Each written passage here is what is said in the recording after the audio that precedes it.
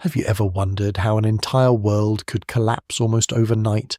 Around 1200 BC, some of the greatest civilizations on Earth began to fall. Mighty kingdoms burned, trade routes vanished, cities were abandoned, and a mysterious force seemed to move through the ancient world like a storm. But was it really one hidden army that destroyed them all, or was something even darker already happening beneath the surface before we go deeper? Take a moment to like the video and subscribe if you enjoy ancient mysteries, lost civilizations, and the strangest stories from human history. Night falls over a world that still believes itself secure.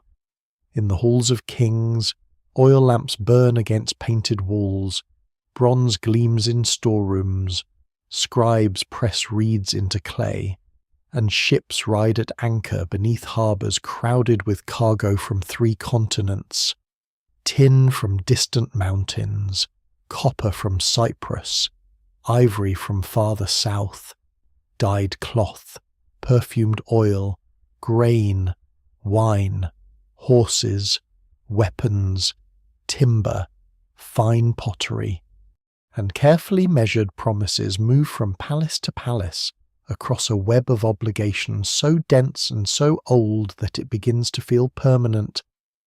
Along the coasts of the eastern Mediterranean and deep into the Near East, the great powers of the late Bronze Age stand in conversation as one another through trade, diplomacy, intermarriage, rivalry, and occasional war. They send envoys, gifts, insults, requests for aid, demands for loyalty. They record tribute, they count chariots, they fortify ports, they praise their gods, they build as if the future will resemble the present forever. And yet, in the space of only a few decades, much of this world will burn. A visitor standing on a citadel wall in the years before the collapse would see no obvious sign that the age is nearing its end. He would see order, administration, confidence. On the mainland of Greece, fortified palace centres such as Mycenae, Tiryns, and Pylos command the land around them.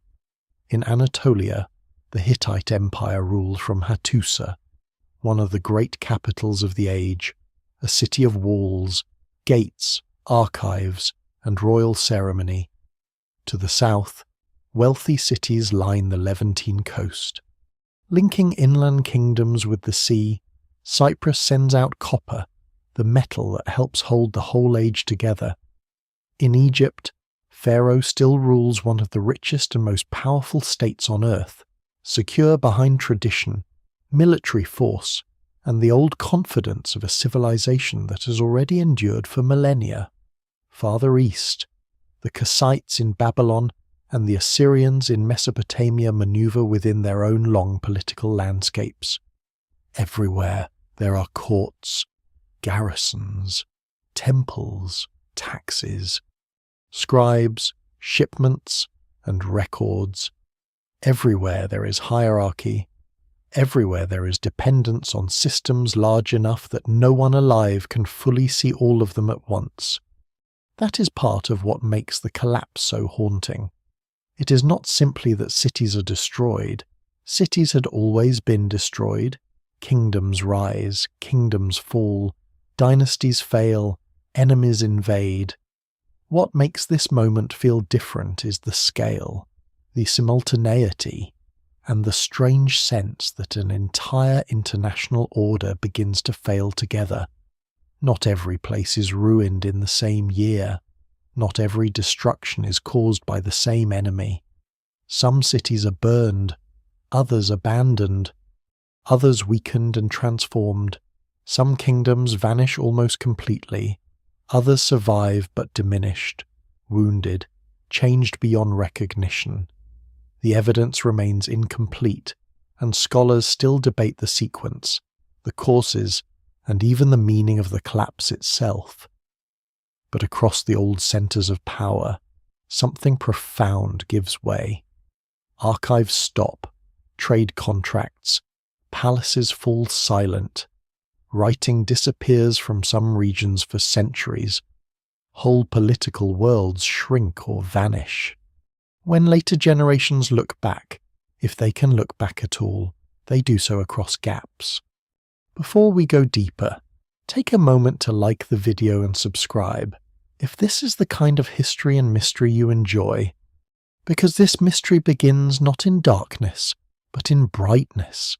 It begins at the peak of connection. The Bronze Age Eastern Mediterranean is not a collection of isolated civilizations drifting in separate worlds. It is an interconnected system. A diplomatic letter written in one court may refer to shipments delayed at sea, to daughters sent abroad for royal marriage, to gift exchanges between rulers who call one another brother, even when they distrust each other deeply. A shortage in one region can matter in another. A rebellion in a vassal town can disrupt caravans. Piracy can unsettle coastal movement. Failed harvest can increase pressure on tribute and food storage. The sea that links these powers is not a boundary. It is a road. It carries merchants, mercenaries, messengers, migrants, and ideas. It also carries danger. And danger is easiest to miss when a system has worked for generations. The palaces of the age project control, but they also reveal dependence. The more archaeologists uncover of these centres, the clearer it becomes that many of them sit atop elaborate administrative machines. They gather produce, issue rations, monitor labour, store weapons, and direct craft production. At Pylos, clay tablets show a bureaucracy concerned with everything from bronze allotments to textile workers to coastal defences. The detail is almost intimate. It gives the impression of a world being carefully measured by officials who believe that record-keeping itself is a form of power. But one of the most unsettling details is that many of these tablets survive only because the buildings that housed them burned. Fire baked the clay by accident. The disaster preserved the paperwork of a world on the edge of vanishing.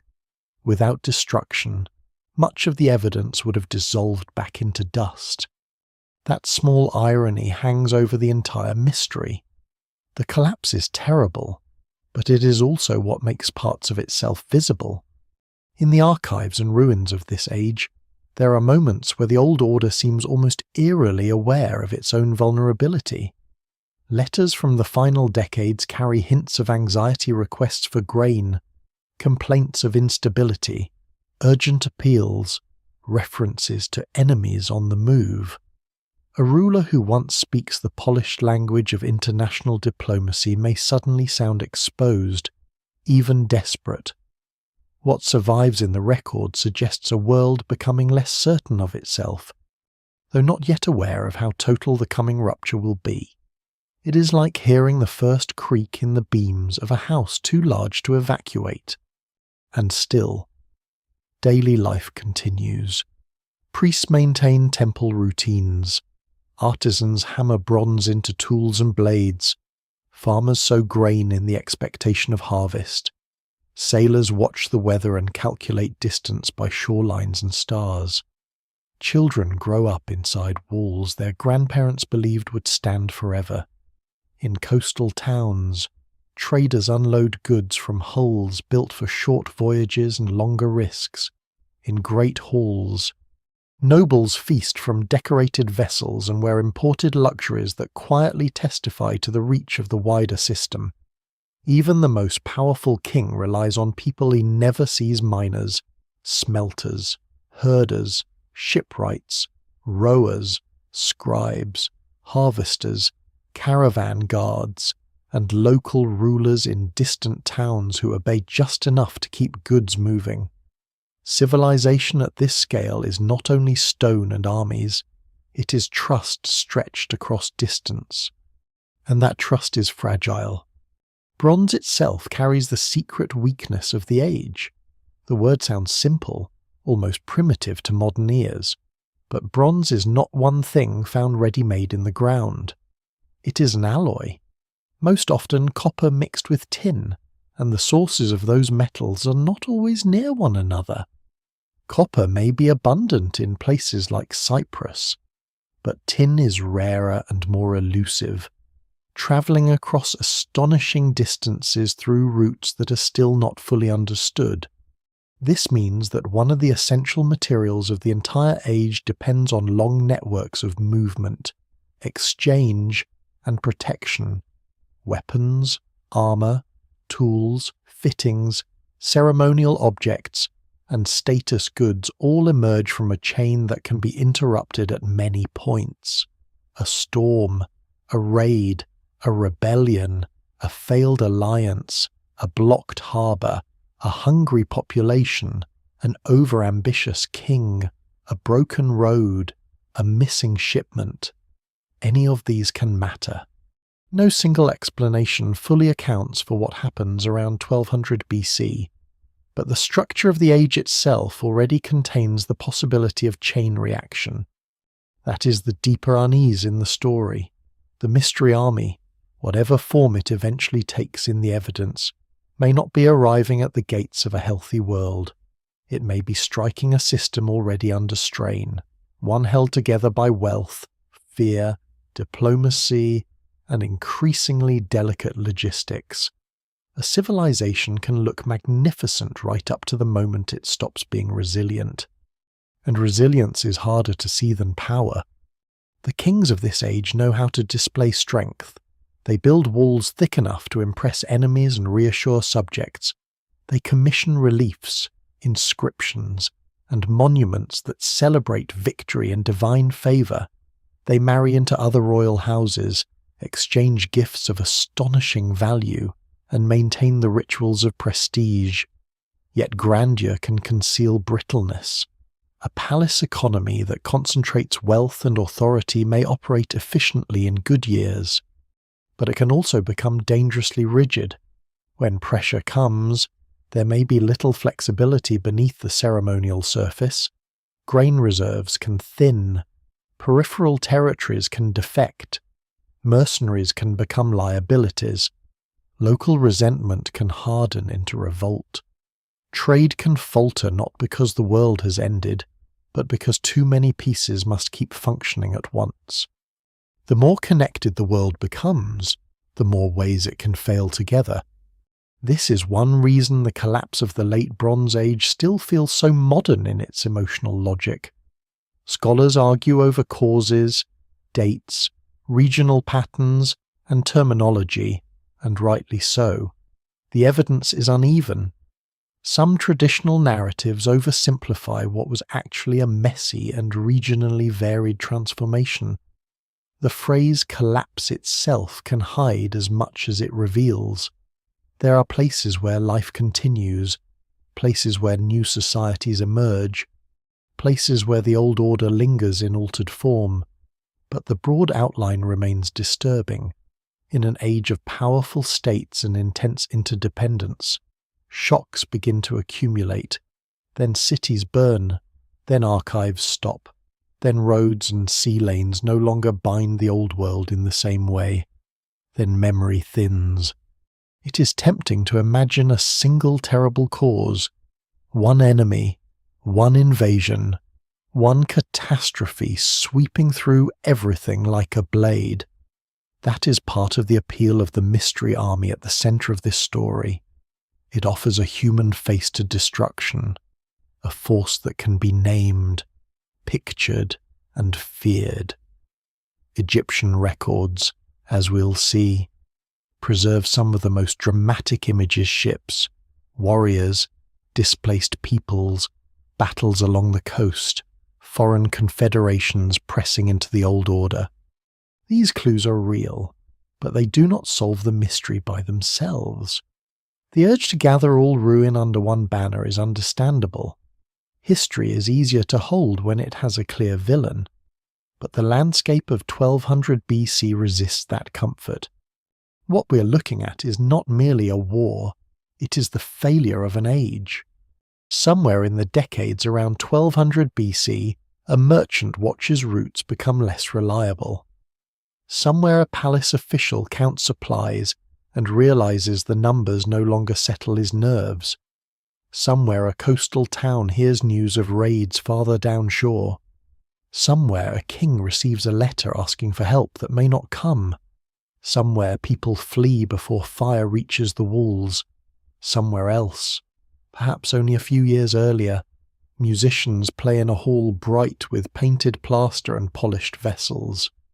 While outside the last stable summer of the old world fades into evening, that is where the story begins, not with ruins, but with the final glow before them, a world rich enough to believe in its own permanence, a network wide enough to seem unbreakable.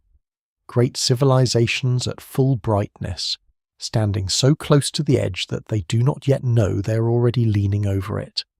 At the center of this bright and precarious world stand a handful of great powers whose names still carry weight across 3,000 years of distance.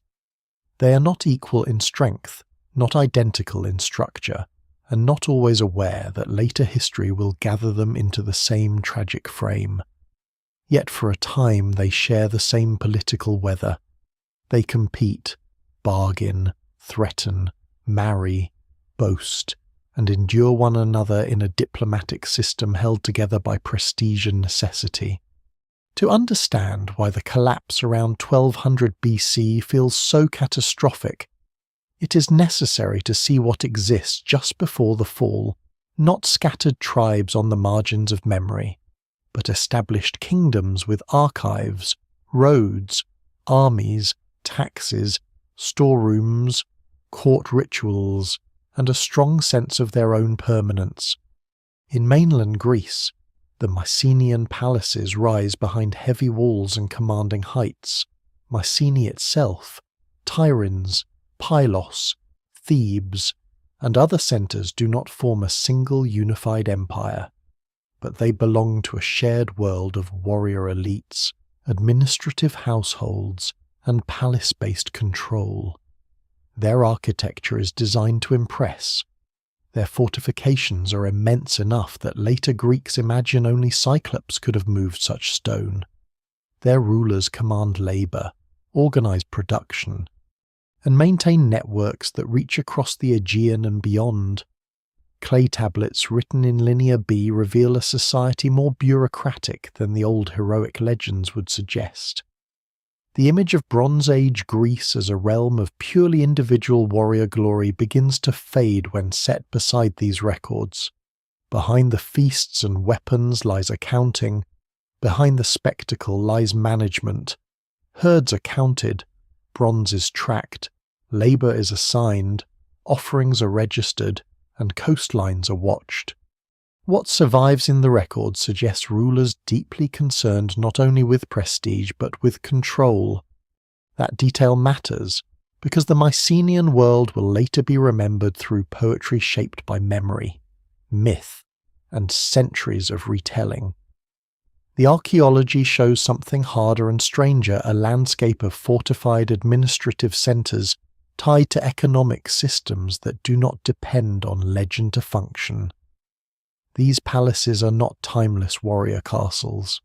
They are active engines of redistribution and command, and their disappearance will leave deep structural emptiness behind.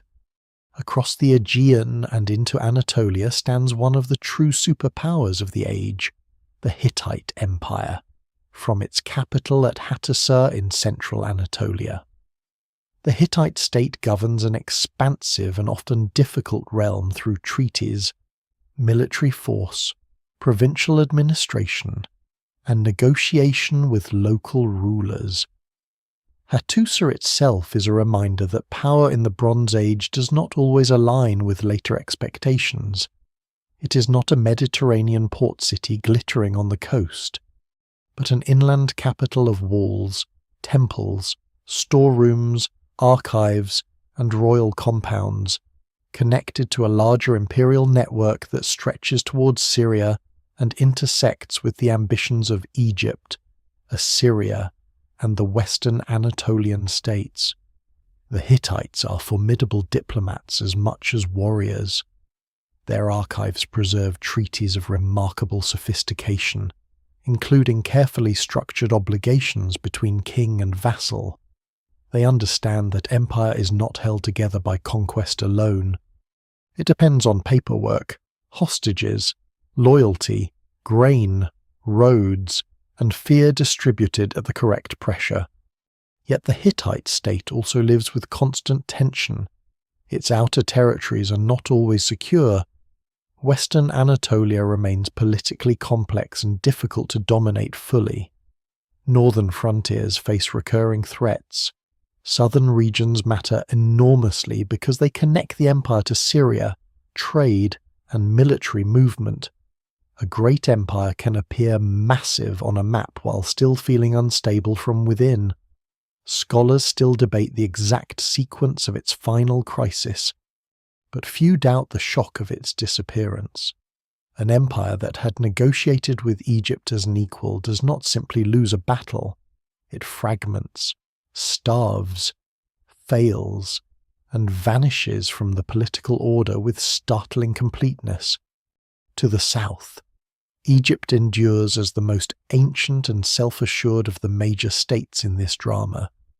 By the late Bronze Age, it is already old beyond the imagination of its neighbours, a civilization with monumental traditions, priesthoods, scribal institutions, military experience, and agricultural wealth rooted in the Nile.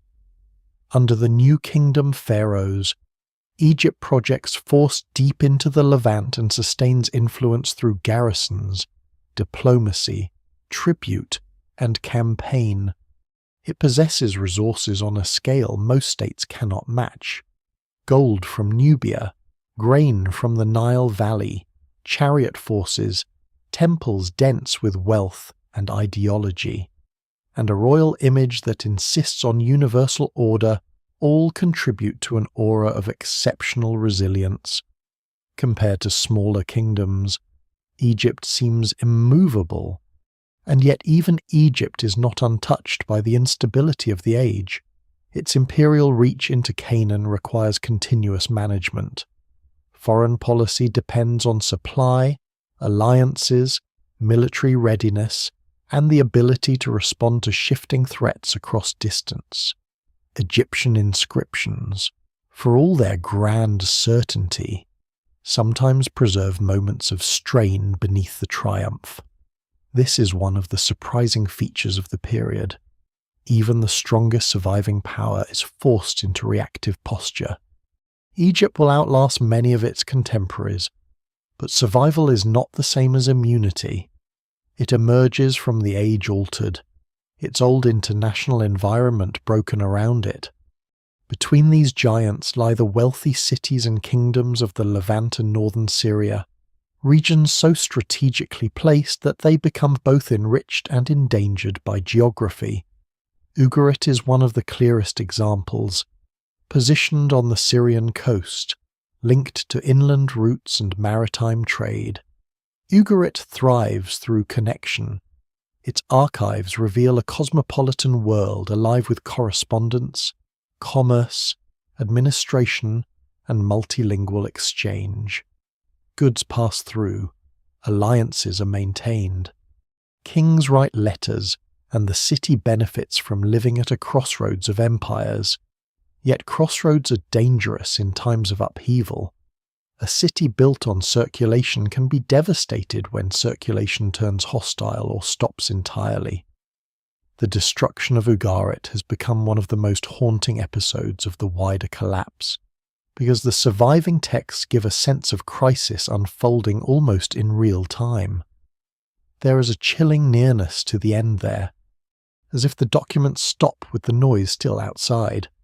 Southward along the Levantine coast and inland through Canaan, smaller city-states and dependent territories exist within overlapping spheres of influence, especially Egypt's.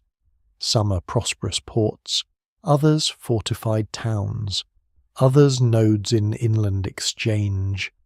They are not passive scenery in a struggle between empires. They have their own elites, rivalries, survival strategies, and local vulnerabilities. But their position between greater powers makes them especially exposed when the old order begins to fail. Garrisons can weaken, tribute demands can become unbearable. Raiders can strike coastlines. Grain shortages can turn unrest into revolt. A local collapse can then feed wider instability. One of the difficulties in this history is that many communities do not leave enough written evidence for their own voices to survive clearly. They appear in the records of others, often as possessions, enemies, or obligations. Their suffering must be reconstructed from layers of destruction, abandonment, and sudden silence. Then there is Cyprus, which in many ways sits at the metallic heart of the age. Its importance comes above all from copper. In a world dependent on bronze, copper-rich Cyprus is not peripheral. It is essential. Cypriot ports and production tie the island into long-distance exchange networks that connect the Aegean, Anatolia, the Levant, and Egypt. The island also shows signs of wealth, regional complexity, and outside contact intense enough to make it a crucial hinge in Eastern Mediterranean trade. When archaeologists trace the circulation of metals and goods, Cyprus appears again and again. It is one of those places whose importance is easy to underestimate if one only looks at famous empires. But systems often rely most heavily on the nodes that move materials rather than on the palaces that glorify them. If Cyprus is disrupted, many others feel it.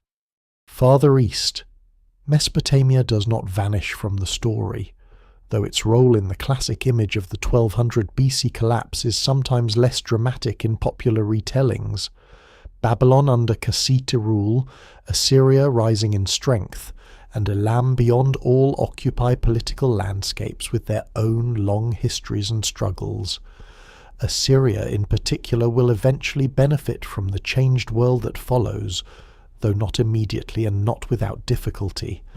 The collapse is uneven. Some powers are shattered, some contract, some transform, and some position themselves to inherit parts of the emptied field. That unevenness is important. It reminds us that there is no single front line, and no single night in which civilization ends.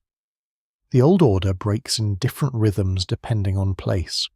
Still, for those living in the core zones of the Eastern Mediterranean system, the sense of a shared world is real. Great kings correspond as peers. Diplomatic language reflects an international club of rulers who measure one another in prestige and gifts as much as in war. Royal daughters are exchanged in marriages that carry political meaning across borders. Luxury goods move not merely as trade, but as statements of relationship. The whole arrangement creates the impression of stability because it is formalized. Ceremony disguises dependence. When one king calls another brother, the word sounds intimate, but it is also strategic. It rests on a network of expectations, reciprocity, recognition, movement of goods, reliable envoys, mutual interest in order. When those expectations begin to fail, the language of the age starts to sound strained.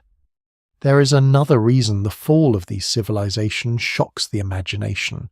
Their physical remains are impressive enough to feel durable. The walls of Mycenaean citadels, the archives of Hattusa, the monuments of Egypt, the ports and storerooms of Levantine cities, the workshops and warehouses of connected kingdoms all suggest endurance. We are used to thinking that the societies which leave the biggest ruins are the ones best protected against disappearance. But archaeology teaches a colder lesson. Monumentality is not the same thing as resilience. A society can build in stone and still depend on fragile flows of grain, metal, labour, and political obedience. It can maintain records down to the smallest ration, and still fail to adapt when too many pressures arrive at once. One lesser known but revealing detail of this age is how much it relies on specialist knowledge embedded in institutions. Chariot warfare, scribal administration, metallurgy, long-distance shipping, and elite craft production all require training, supply chains, and continuity. They do not survive automatically when palaces burn. A collapsed court is not just a fallen building. It can mean the dispersal of artisans, the loss of archives, the interruption of military organization, and the breakage of memory itself. That is why the end of the Bronze Age feels so deep. It is not only territorial loss, it is institutional amnesia. And that is what makes the great powers before the fall appear almost tragic in retrospect. They are highly developed, internationally aware, materially rich, and politically sophisticated. They know diplomacy, administration, and war.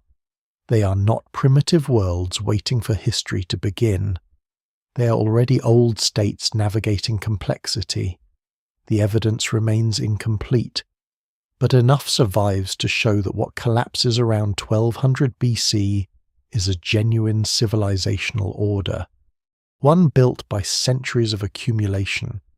When it fails, it does not merely remove kings from thrones. It tears through the structures that made large-scale power possible. So the mystery grows sharper. If such states can fall so quickly, what kind of force is required to bring them down? A single army seems almost too simple, yet the destruction horizon feels too vast to dismiss as coincidence. The old powers stand before us now at the last moment when they still appear unshaken, the Mycenaean palaces administering their territories, the Hittite kings ruling from Hattusa, Egypt guarding its empire, coastal cities thriving on exchange, Cyprus feeding the metal arteries of the age, and smaller kingdoms balancing between giants. They look formidable because they are formidable. That is precisely why what comes next is so difficult to explain. What holds this world together is not only power, but material hunger organized into systems so wide and intricate that almost no one inside them can grasp the whole design. A king may imagine that his authority rests on armies, gods, ancestry, and walls, and in one sense he is right. But beneath every display of strength lies a quieter architecture of dependence. Storehouses must be filled, ships must arrive, ore must be smelted, timber must be cut and moved, grain must be counted, protected, and redistributed. Craftsmen must receive raw materials, elites must continue to receive luxuries that confirm their rank, the temples must function, the soldiers must be equipped, the scribes must keep the records flowing. In the late Bronze Age, wealth is not merely accumulated, it circulates, and if circulation slows, power itself begins to stiffen. The age takes its very name from this fact. Bronze is the material signature of the era, but bronze is an achievement of logistics as much as metallurgy. Copper can be found in meaningful quantities in places such as Cyprus, which becomes one of the indispensable centres of Eastern Mediterranean exchange. Tin is another matter. Tin is rarer, less evenly distributed, and far more mysterious in its routes of movement.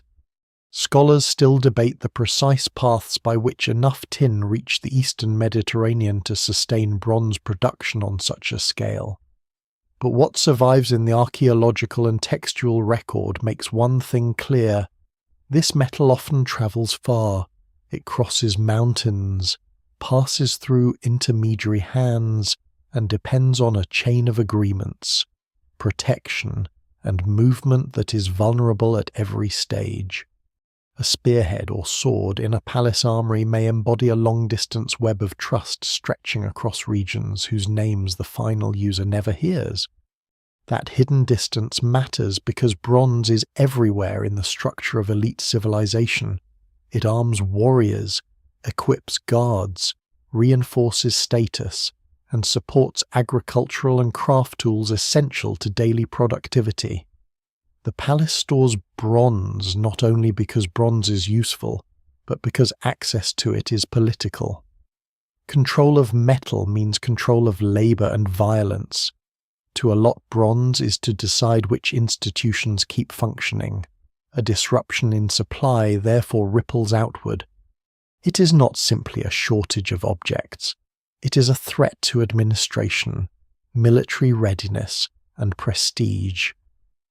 What survives in the record suggests that some palace authorities monitored bronze closely enough to treat it almost like a nervous system fluid, something whose distribution had to be watched with care because too much depended upon it.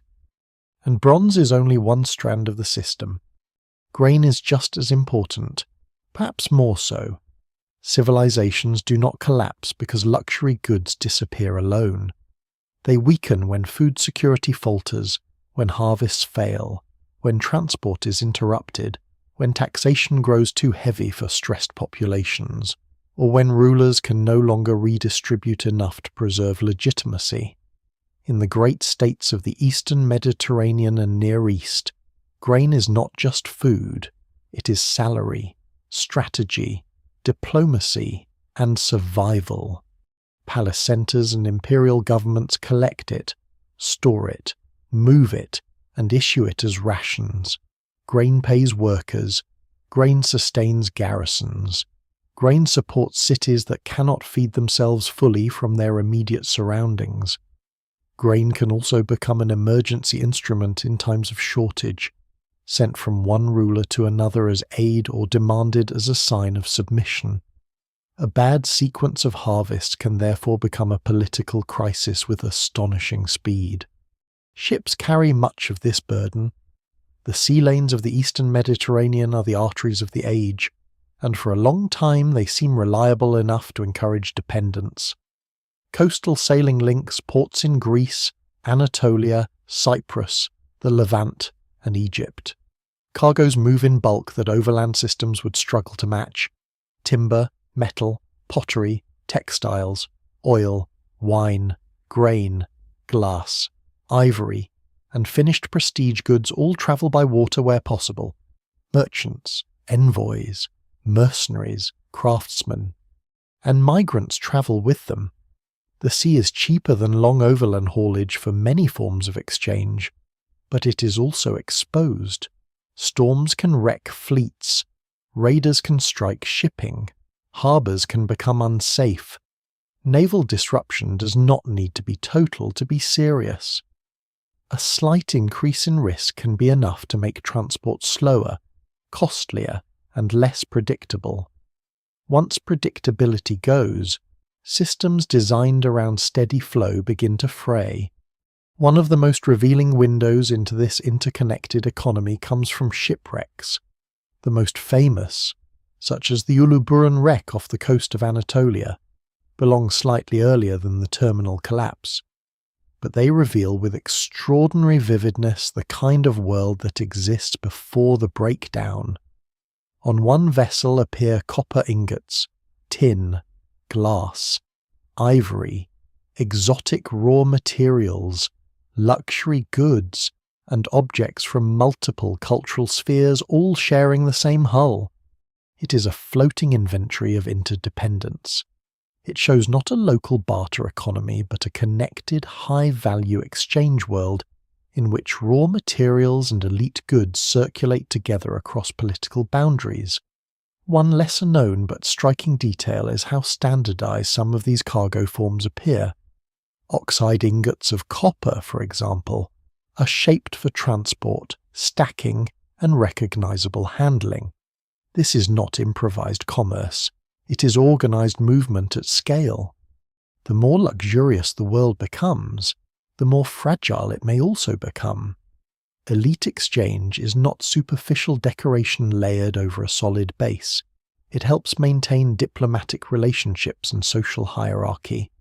A king who sends fine vessels, gold, horses, textiles, or crafted gifts is not being ornamental. He is performing status, reciprocity, and belonging within a system of peers. To fail in such exchange can signal weakness. To request gifts too urgently can expose need. To delay expected shipments can strain political relationships. Luxury in such a world is woven into diplomacy. It reassures, flatters, pressures, and binds. Yet because luxury goods often depend on long-distance supply and specialist production, they are also among the first visible signs that a system is under stress. When palaces can no longer maintain their taste for imported splendour, it is often because deeper supports are slipping. Textiles, often overlooked beside bronze and gold, are another key part of this economy. Palace workshops in some regions employ large numbers of women in textile production, and the administrative records show an attention to cloth and labour that reveals how economically central the industry is. Fine cloth is not merely domestic output, it is taxable wealth, diplomatic gift material, and a marker of organised production.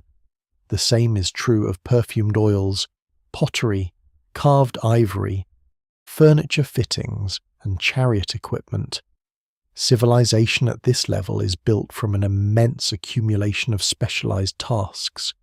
When we imagine the Bronze Age too simply as kings and battles, we miss how much of its real strength lies in these distributed labor systems that transform raw materials into value.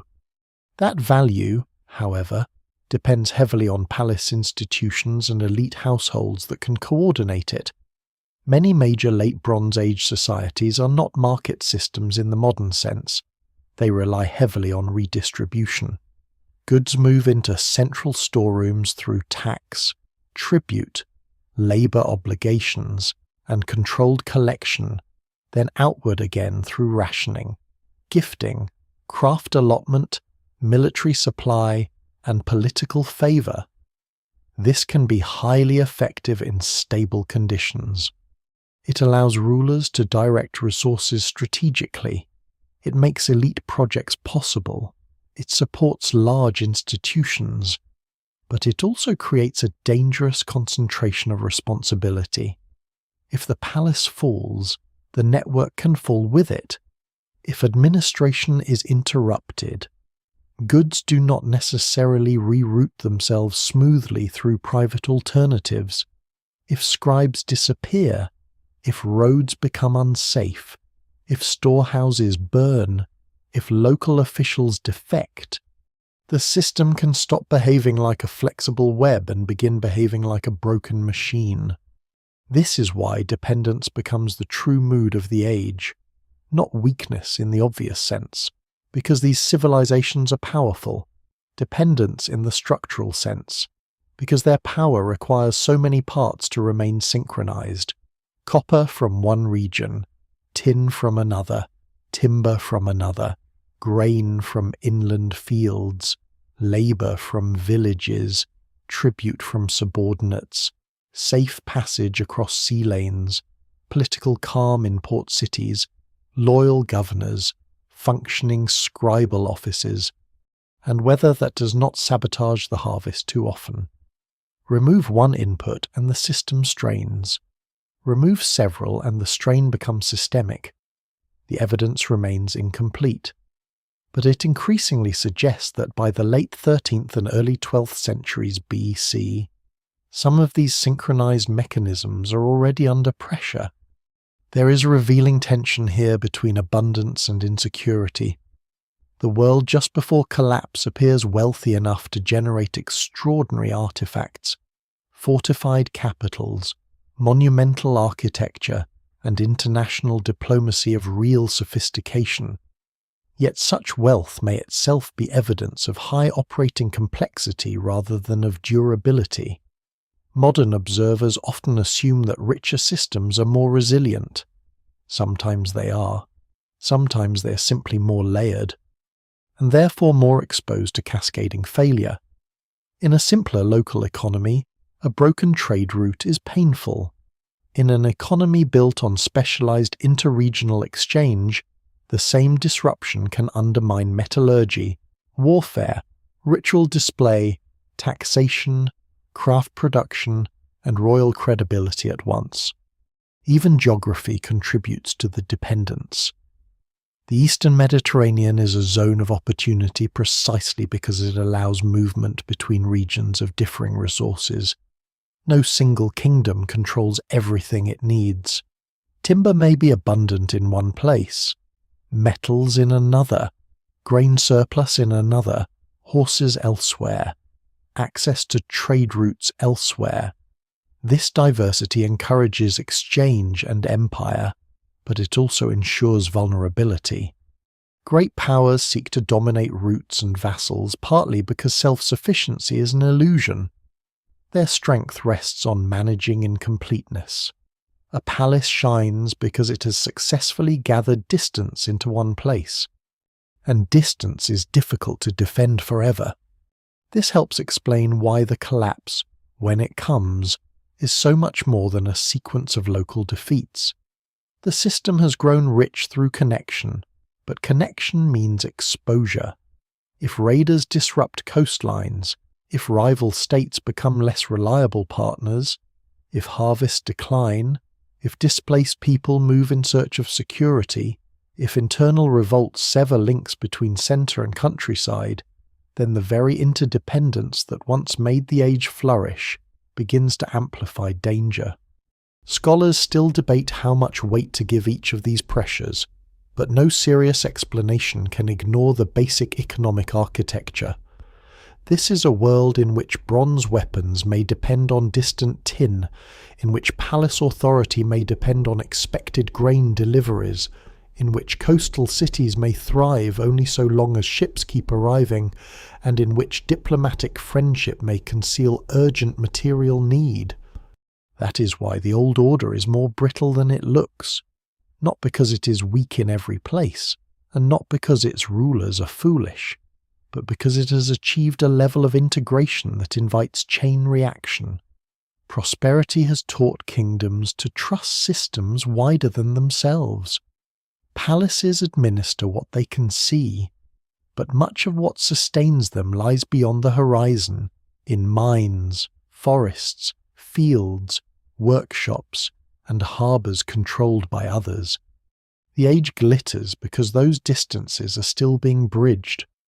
Once they begin to fail, even the strongest civilization can discover how much of its greatness was borrowed from uninterrupted flow. By the time the first unmistakable signs of fracture appear, the world will still look rich from a distance. Goods will still move, kings will still write, temples will still stand, but the hidden costs of maintaining the system will be rising. Delays will mean more. Missing shipments will matter more. Hunger in one province will carry farther. A port attacked or a caravan route blocked will no longer be an inconvenience. It will be a warning. And what makes the warning so difficult for those inside the age is that almost everything around them has trained them to believe the system will recover, as it always has before. That is often how collapse begins, not with immediate ruin, but with a civilization continuing to operate while the conditions that make operation possible quietly thin beneath it. The first signs of fracture do not arrive with trumpets, nor with a single army suddenly appearing over the horizon in perfect cinematic clarity. They begin as disturbances inside systems that are supposed to absorb disturbance, a delayed shipment, a plea for grain, a border problem that lingers longer than expected, a coastal threat reported in anxious language rather than formal confidence, a palace tightening its watch, a city discovering that the larger power meant to protect it is preoccupied, weakened, or too far away to matter in time. The old world does not wake one morning and find itself gone. It begins to feel strain in places where reliability once seemed ordinary. This is one of the reasons the final decades of the Late Bronze Age feel so unsettling.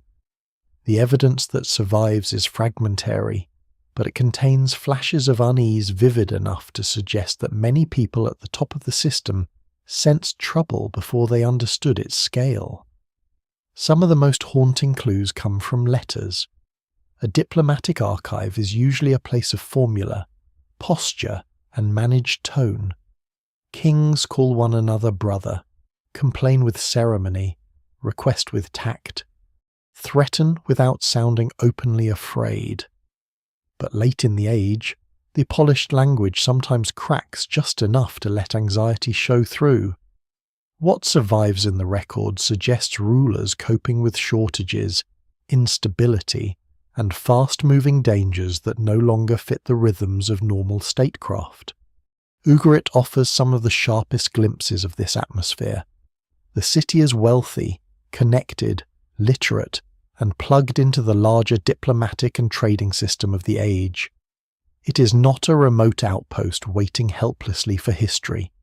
It is part of history's main road.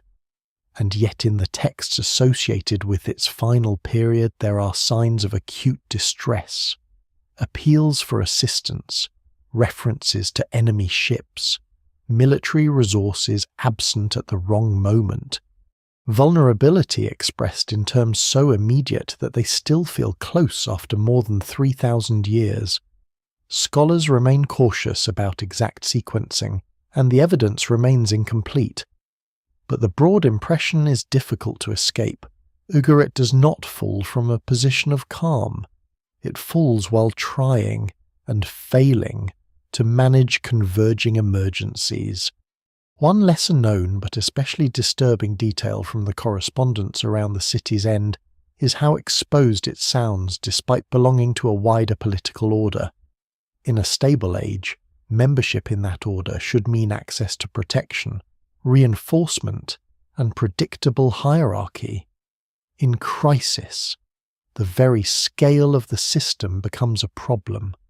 Armies are elsewhere, ships are elsewhere, allies have their own emergencies, appeals move slower than danger.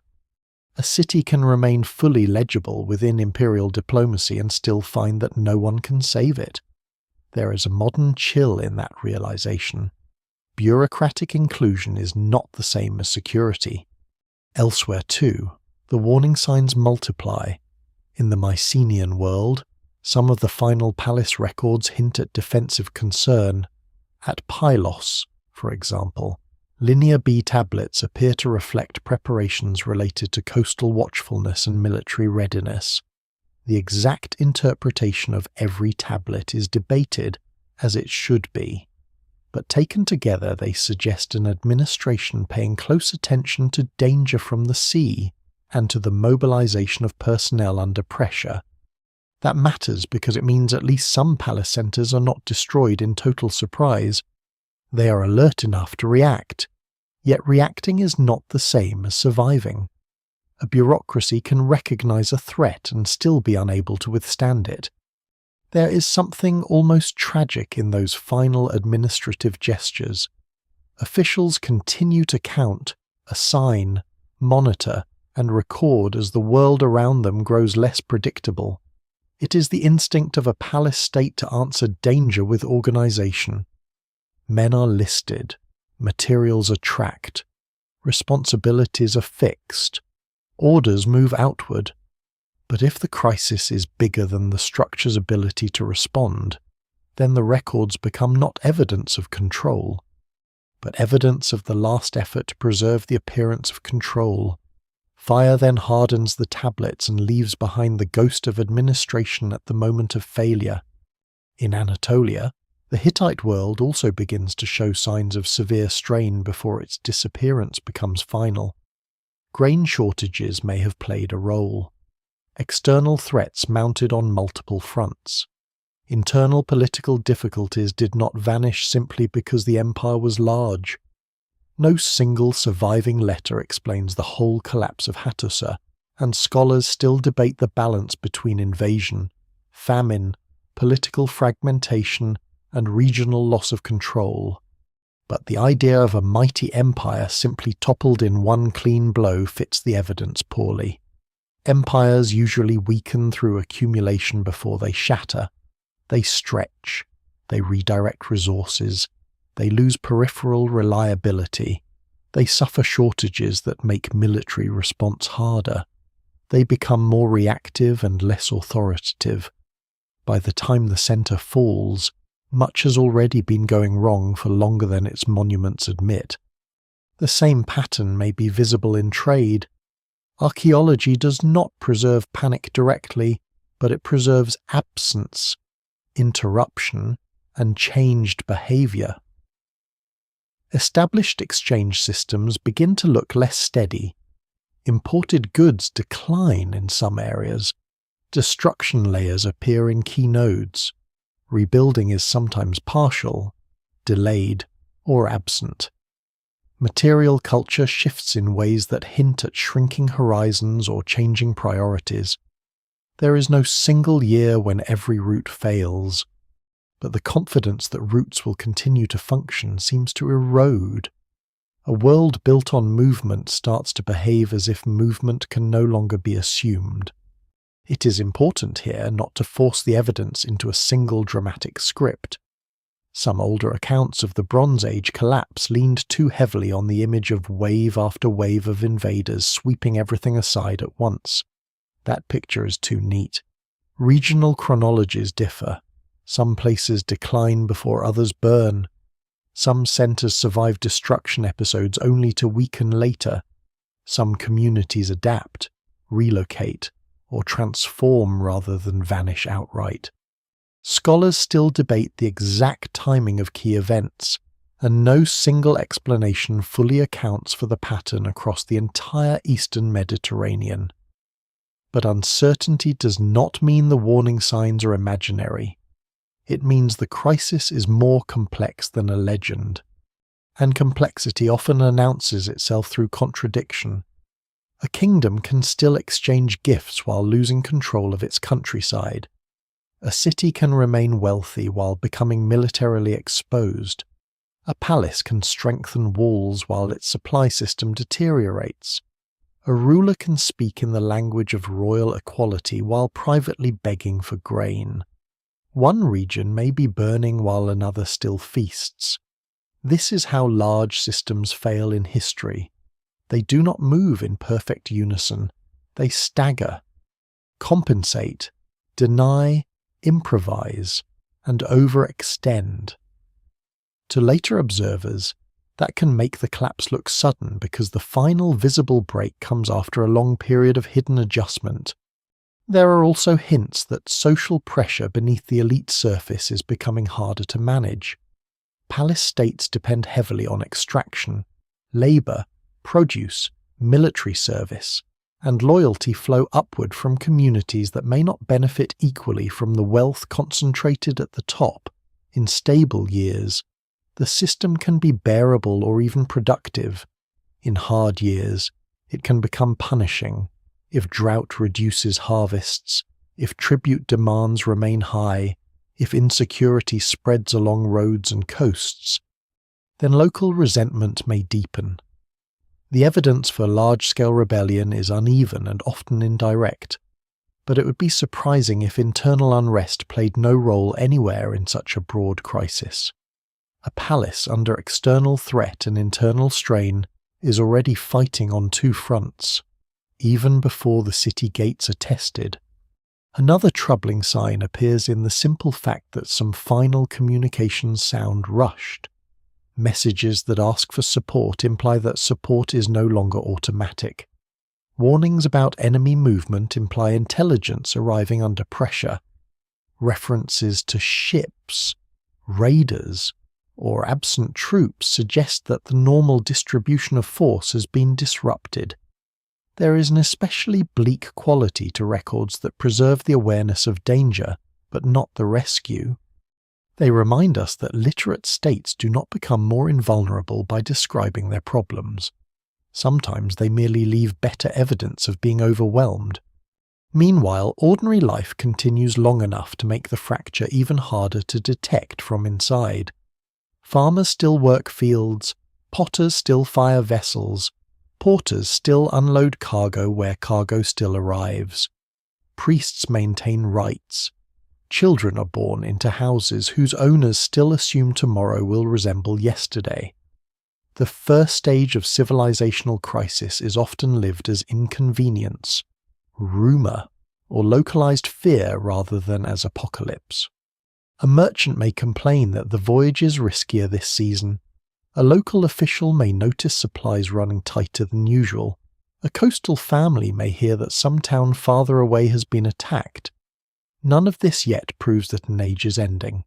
It only suggests that the background reliability of the world is thinning. That thinning is what makes the final break possible.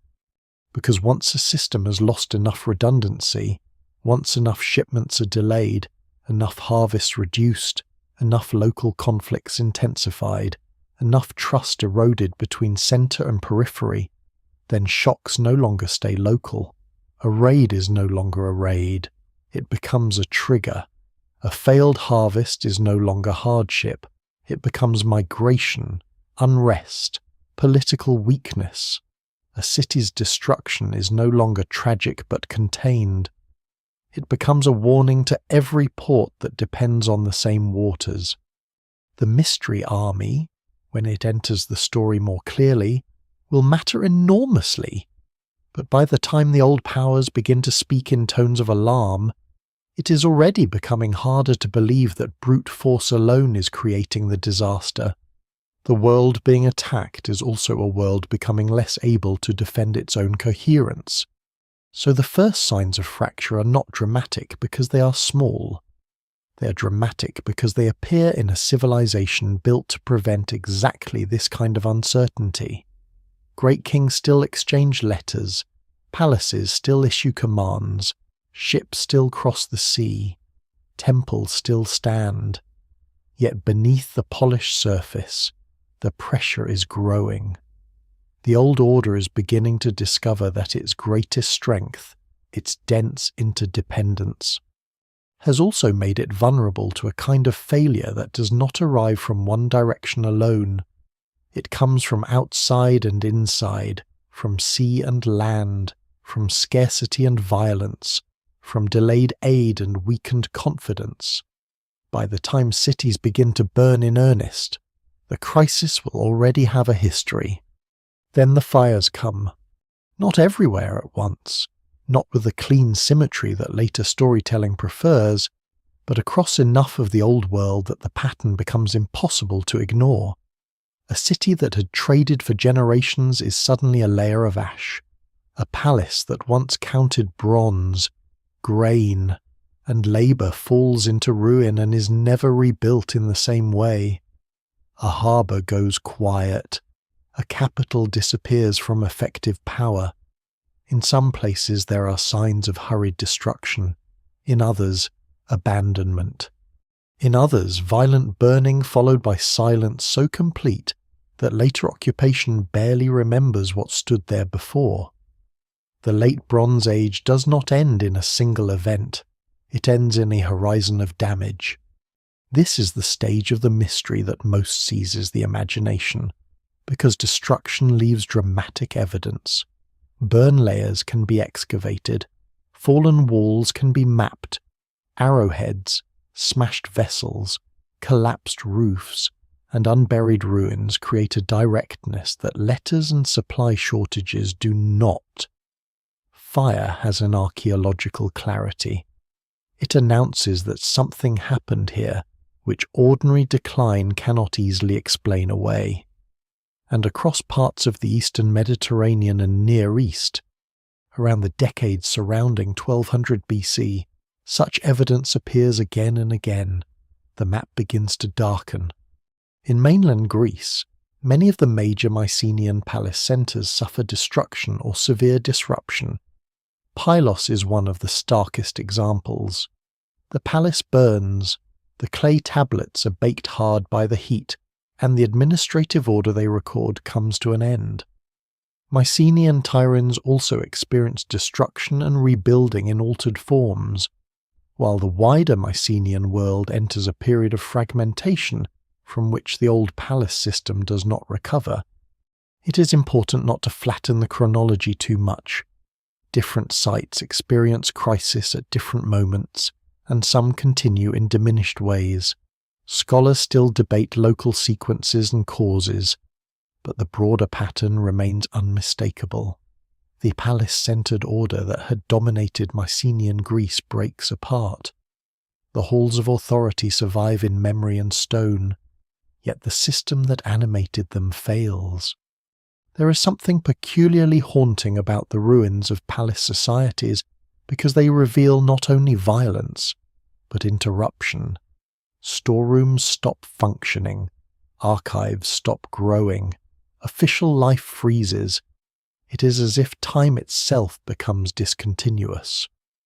One day the machinery of administration exists, recording allocations and obligations, then the building burns and the record ends. Later communities may inhabit the same landscapes, but they do not simply resume the same script. A world of centralized command gives way to something smaller, looser, and harder to see. The destruction therefore feels larger than military defeat. It is institutional extinction. In Anatolia, the Hittite capital Hattusa stands among the most striking cases of disappearance. Once one of the great political centers of the age, it is abandoned and ceases to function as the seat of imperial power.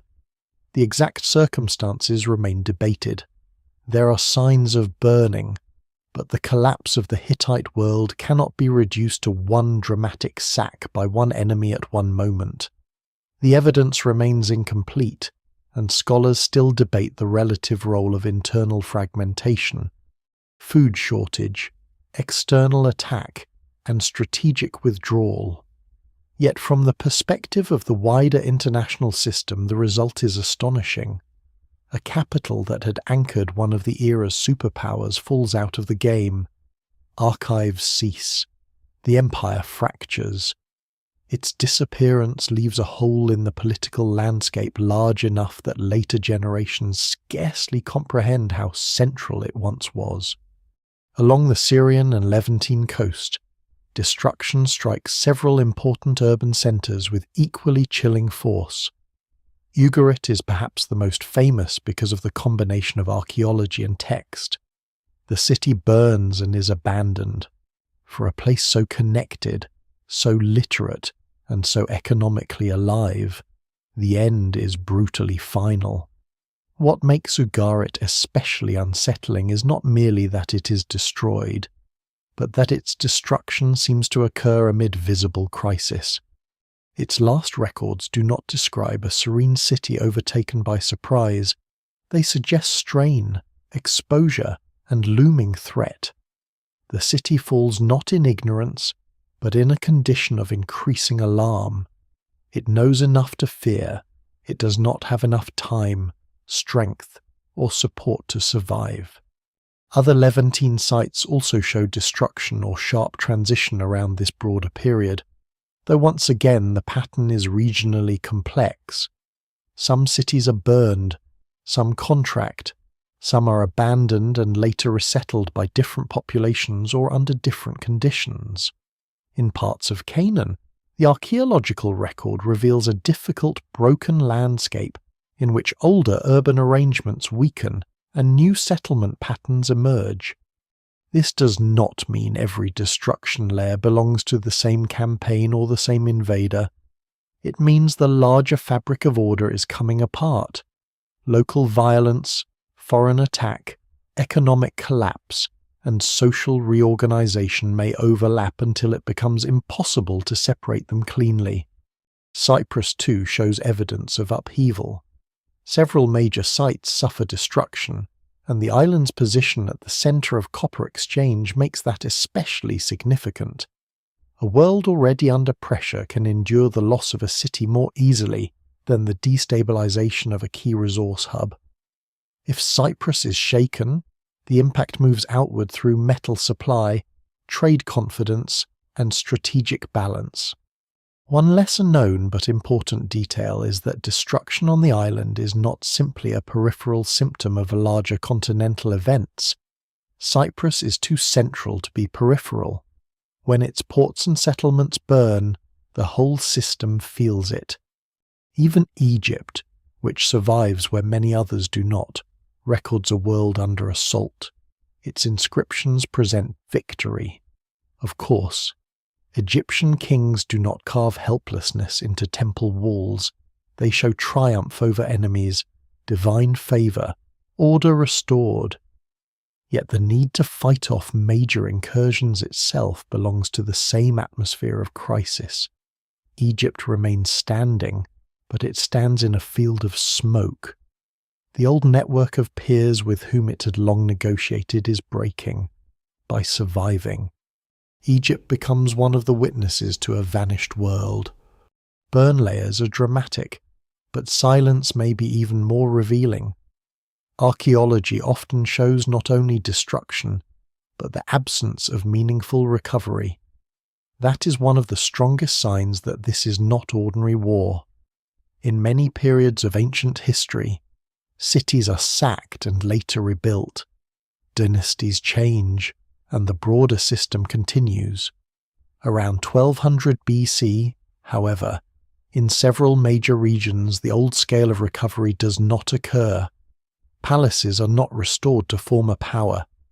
Writing declines or disappears in some areas. Exchange narrows. Monumental administration shrinks. The old world does not simply absorb the damage and continue. It loses its capacity to regenerate itself in the same form. That is why the ruins feel eerie rather than merely tragic. They suggest a civilization becoming unable to reproduce its own complexity. There is also the strange unevenness of the destruction horizon. Some places burn fiercely. Some seem to fall through abandonment or attrition. Some survive a first crisis only to weaken later. This unevenness has encouraged endless debate, and rightly so. No single explanation fully accounts for the pattern. A universal invasion theory is too simple. A pure climate theory is too simple. A pure earthquake theory is too simple. The archaeological landscape instead looks like a civilizational body experiencing trauma across many organs at once. Fire is only the visible wound. Behind it may lie hunger, migration, rebellion, political fracture, maritime insecurity, and shrinking resilience. Still, the fire matters. Burning a palace does more than kill or terrify. It destroys records, breaks storage systems, interrupts redistribution, scatters trained personnel, and severs the link between centre and countryside. Burning a port city disrupts trade routes far beyond its walls. Burning a regional capital sends psychological shock outward through allied and dependent communities. In a tightly connected age, destruction radiates. A city in flames is also a message to every place that relied on it. For the people inside these events, the experience must have been terrifyingly concrete. Roof beams crash in showers of sparks. Storerooms split open. Smoke fills courtyards painted for ceremony and administration. Families flee with what they can carry, if they flee at all. Livestock scatter. Grain burns. Workshops are abandoned mid-task. Elite goods that once moved across kingdoms now lie broken under collapsed masonry. The very things that signalled security become traps. Fortification walls may hold for a time, then fail. Or worse, they may remain standing over a dead city, preserving the shell of protection without the life it once enclosed. The archaeological record sometimes captures these moments with painful intimacy. A vessel left where it fell, a doorway blocked by debris, human remains caught in destruction, a final assemblage of objects suggesting haste, not planned abandonment. These details resist abstraction. They remind us that collapse is not just a historian's category. It is a lived sequence of fear, noise, fire, and irreversible loss. And then comes the silence afterward. No procession of royal scribes resumes.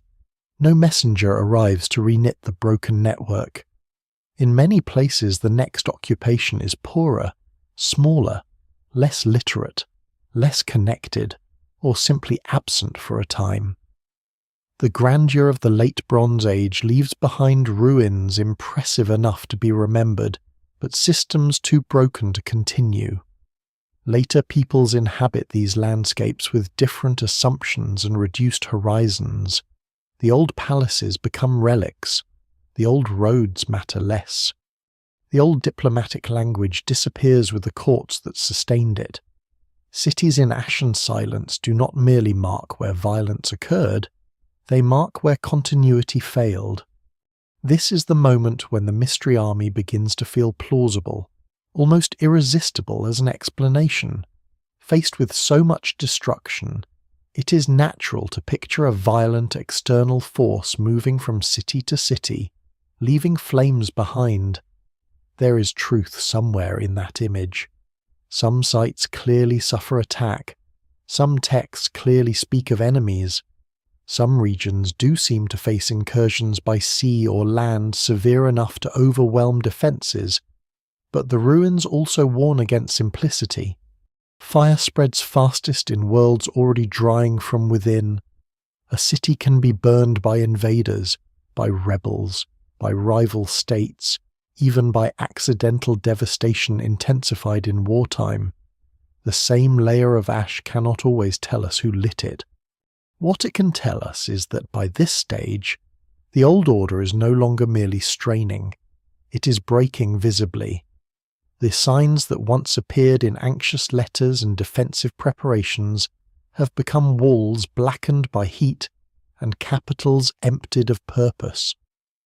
The Eastern Mediterranean and Near East are entering the full violence of civilizational collapse, and somewhere within the smoke, behind the inscriptions and the later legend, a more specific image begins to emerge, attackers arriving by sea.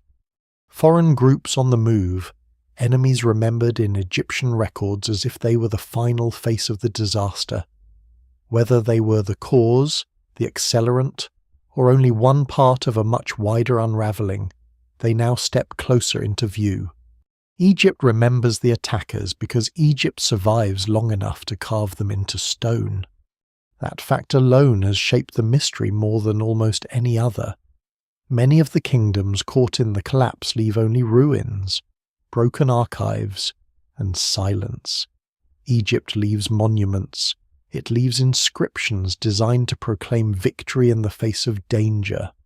It leaves scenes of battle, lists of enemy groups, and a royal voice insisting that chaos came, was confronted, and was beaten back by pharaonic power. These records do not give us an objective chronicle in the modern sense. They are royal propaganda, carefully shaped to glorify the king and affirm divine order, but propaganda still has to work with real threats.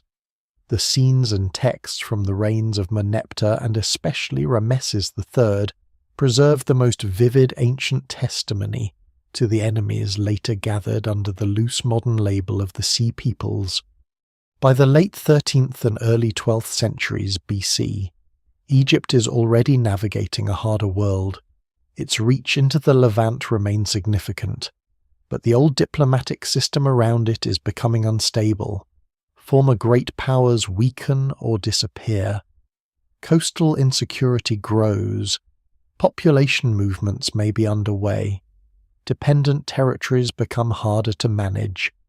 What survives in the Egyptian record suggests that the kingdom is no longer operating in the calm, strategic environment familiar from stronger decades of New Kingdom dominance. It is still formidable, still rich, still capable of mobilizing armies and fleets, but it is increasingly forced to respond rather than dictate. The first major warning appears under Merneptah, son of Rameses II. In his inscriptions there are references to conflict involving Libyan forces and foreign groups, including some names that later become central to discussions of the wider collapse. Even here the picture is already complicated. These are not simply anonymous pirates appearing from nowhere. They are entangled with movements across the western frontier, with coalitions, mercenary patterns, and the fluid world of people displaced or repositioned by larger instability. Scholars still debate exactly how these groups should be understood in each context. But the important point is that Egypt is encountering enemies who do not fit neatly into a conventional image of one neighbouring kingdom invading another. The old map is becoming harder to read. Then, in the reign of Ramesses III, the danger arrives in a form dramatic enough to define later imagination. His inscriptions at Medinet Habu describe attacks by foreign enemies coming by land and sea, enemies associated with upheaval so broad that the text presents them as a force that has already overwhelmed other lands before turning toward Egypt. The imagery is unforgettable. Ships clash on the water, warriors crowd decks, ox carts and families appear in some reliefs, suggesting not merely raiders but moving populations. Captives are shown. Battle is framed as a cosmic defense of order against a storm of destruction. The rhetoric is triumphant, but beneath it lies an admission: Egypt faced something severe enough to stage as an existential crisis. The famous phrasing in these inscriptions has done much to create the legend of a mystery army. The text implies that foreign lands were disturbed, overthrown, or laid waste, and that no country could stand before these enemies until Egypt resisted them. As always, the language must be handled carefully. Egyptian royal inscriptions magnify the king's achievements. They compress events. They use conventional language of total victory. They are not neutral reports. Yet no serious reading dismisses the threat as invented. Egypt invested immense energy in commemorating these battles because they mattered.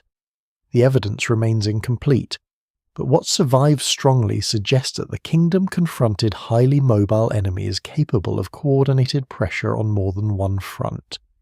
The land battle and naval battle scenes of Ramesses III have been studied endlessly because they seem to offer rare visual access to the invaders. Warriors appear with distinctive feathered headdresses, round shields, different dress patterns, and weapons not always typical of Egyptian troops. Ships are shown in violent collision, with archers firing and men tumbling into the water. The scenes are dramatic and stylized, but they preserve something vital. Egypt expects attack not only across borders on land, but along the coast and by sea. That alone fits the wider atmosphere of collapse. This is not a world where danger can be confined to one frontier. It comes through the maritime arteries that once carried trade and diplomacy. One of the most intriguing aspects of the Medinet Habu reliefs is the presence of ox carts and women and children among the enemy-associated imagery. This is one reason scholars have long resisted the simple label of invaders as a pure professional army. The scenes suggest a mixture of war and migration, violence and displacement. That does not make the groups harmless. Migrating populations can be devastating, especially when armed, desperate, and moving through already weakened political landscapes. But it complicates the idea of a single disciplined conquest force marching under unified command. What Egypt may be confronting is not one neatly organized empire of raiders, but a mass of different peoples and contingents moving through a broken world, fighting when necessary, settling where possible, and colliding with old states that no longer control events. That said, Egypt's own framing pushes toward coherence. Royal power needs a recognizable enemy.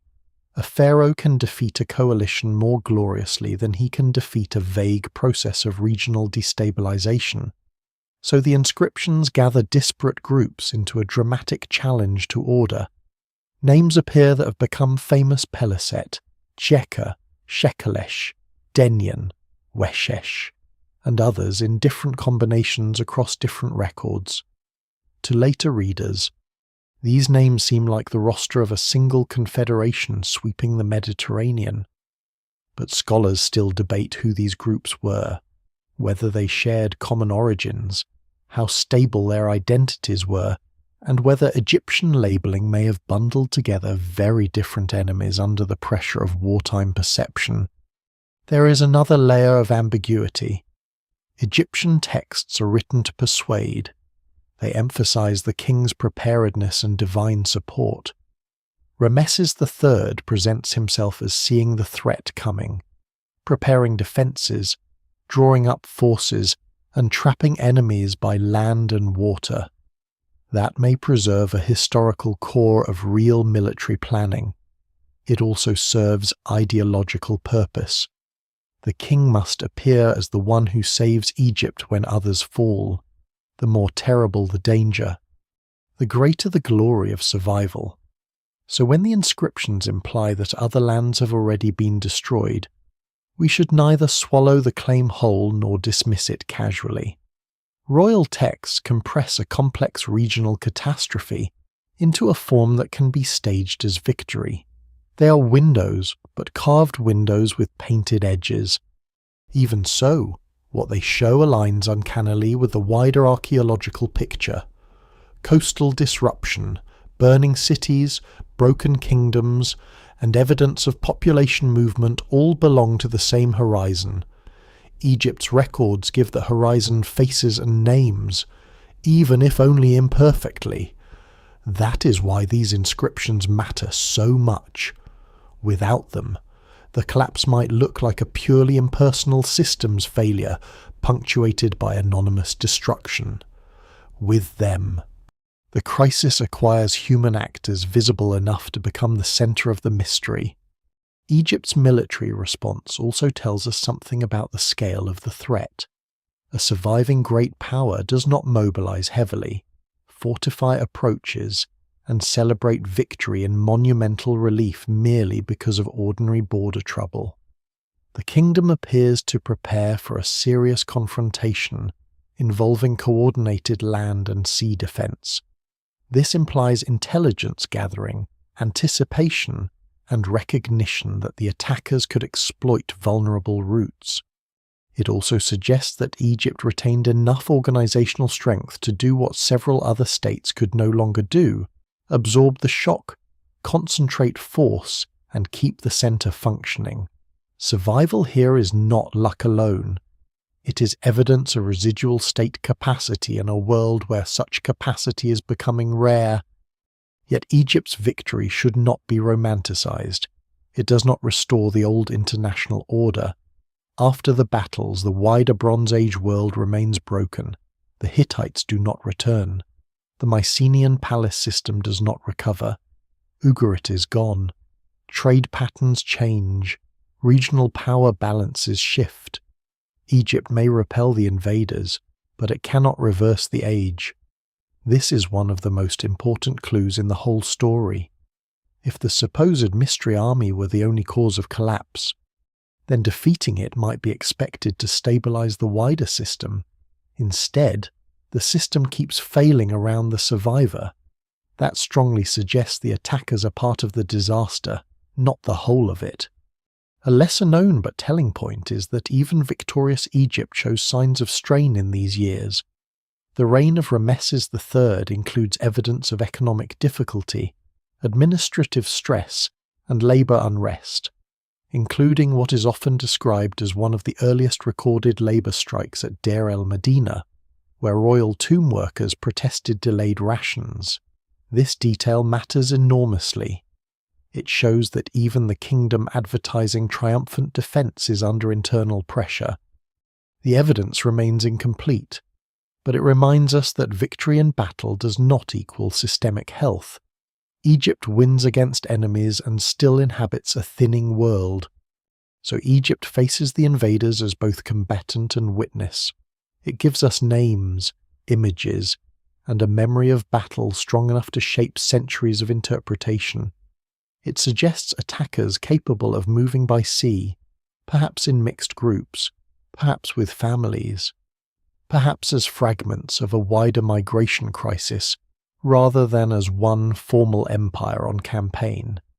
It also shows a surviving state struggling to impose narrative on chaos. In that narrative, the king stands firm while lesser lands fall away. There is truth in that image, but only partial truth. The inscriptions catch the violence at its sharpest point, where enemy ships meet Egyptian arrows, and the whole mystery seems to narrow into combat. Yet behind those scenes lies the broader collapse already underway. And behind the named enemies lies a harder question. Still, who exactly are these people? And why do they appear so suddenly in the records of a world already coming apart? The names are real, the certainty is not. This is where the mystery hardens into one of the great interpretive problems of the ancient world. Egyptian inscriptions preserve names for enemy groups that later historians, archaeologists, and popular writers gather under the broad label of the Sea Peoples. The phrase itself is modern. No ancient coalition marches under that collective title. It is a scholarly convenience, useful in some ways and dangerously misleading in others, because once a label exists, the mind begins to imagine a single people, a shared homeland, a common plan, a recognizable army moving through history with one identity. The evidence refuses that neatness. The best-known names in the Egyptian sources include the Peliset, Jekka, Shekelesh, Denian, Weshesh, Sherden, and others appearing in different contexts. These groups do not all show up in the same lists, and they do not all appear under the same circumstances. Some may have served as mercenaries before becoming enemies. Some may have migrated. Some may have been coastal raiders. Some may have been known to Egypt long before the dramatic battles of Rameses III. Scholars still debate whether these names point to ethnic groups, political confederations, shifting war bands, regional populations on the move, or labels imposed by Egyptian officials trying to categorize unfamiliar opponents during a time of chaos. No single explanation fully accounts for all of them. That uncertainty matters because the names have attracted centuries of imaginative overreach. Since the 19th century, scholars and enthusiasts alike have tried to identify the Sea Peoples with lost nations, displaced Achaeans, Proto-Philistines, exiles from Anatolia, refugees from the Aegean, raiders from Sicily or Sardinia, remnants of Troy, and at times even wilder unsupported fantasies. Some of these theories contain fragments of plausibility. Others rest on little more than sound-alike names and a desire to impose story on sparse evidence. The temptation is understandable. When a civilization collapses and a few enemy names survive in the ruins, the mind reaches toward origins. But origins are exactly what the record guards most jealously.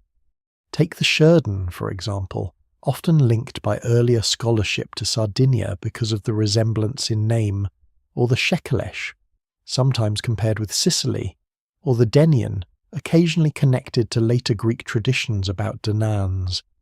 Such associations are not impossible, but resemblance is not proof. Language shifts. Names travel. Egyptian spelling captures foreign words only imperfectly. Political groups can adopt older labels. Rulers can rename subjects. And scribes can categorize outsiders according to their own conventions. A similarity in sound may be a clue, but it is never enough on its own. The evidence remains incomplete, and the history of this topic is full of confident identifications that later scholarship has had to soften or abandon. The Peliset have drawn particular attention because many scholars connect them, with varying degrees of caution, to the Philistines known later in the southern Levant. Here the evidence is stronger than with some of the more speculative identifications. Archaeology in parts of the southern coastal Levant shows material changes after the collapse, including pottery styles and cultural features that suggest links with the Aegean world or with populations moving through it. But even here, the picture is more complex than a simple migration from one homeland to one new settlement. What survives in the record suggests mixture, adaptation, and local transformation. The people later known as Philistines may indeed preserve one branch of the wider upheaval reflected in Egyptian sources, but they are not the whole phenomenon. They are one outcome of a crisis, not its full explanation. This is one reason scholars have increasingly moved away from imagining the Sea Peoples as a single ethnic bloc. The names in Egyptian records may refer to different groups of different origins who become entangled during the same period of disruption. Some might come from the Aegean sphere, some from Anatolia, some from the central Mediterranean. Some may have already been established in Eastern Mediterranean service as mercenaries, sailors, or settlers before larger breakdown turned them into more mobile and dangerous actors. In that sense, the Sea Peoples may be less a nation than a historical condition, armed groups moving across maritime and coastal worlds in an age when old state control is failing. That would explain both their visibility and their ambiguity. Egypt encounters them because Egypt is fighting off pressure along coasts and borders, but Egypt sees them at the point of contact, not at the beginning of their story. By the time they appear on Egyptian monuments, they may already be the result of previous collapses elsewhere. A group displaced from one shattered kingdom can become an invader in the next. A mercenary unit cut loose from its employer can become a raiding force. A population uprooted by famine or warfare can travel with carts, livestock, and armed escorts until every settled kingdom in its path experiences it as an enemy. In such a world, identity becomes fluid without becoming meaningless.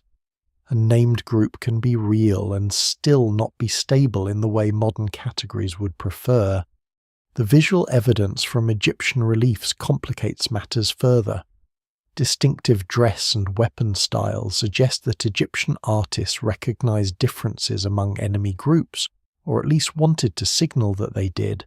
Feathered headdresses, horned helmets in some cases, varied shields, and different hair or clothing patterns appear across representations. Yet royal art is stylized. It categorizes as much as it observes. The goal is not ethnographic neutrality, it is dramatic clarity. The enemy must look foreign enough to be legible. So even when the reliefs help distinguish groups, they cannot be treated like photographs. They preserve real perception filtered through ideology and artistic convention. One lesser known but revealing point is that some of these groups appear in Egyptian service before appearing as major threats. The Shurden, for instance, are known as mercenaries under earlier pharaohs. That detail matters enormously because it breaks the simple distinction between civilization and barbarian outsider. The Bronze Age world is full of mobile fighters, hired specialists, foreign contingents, and shifting loyalties.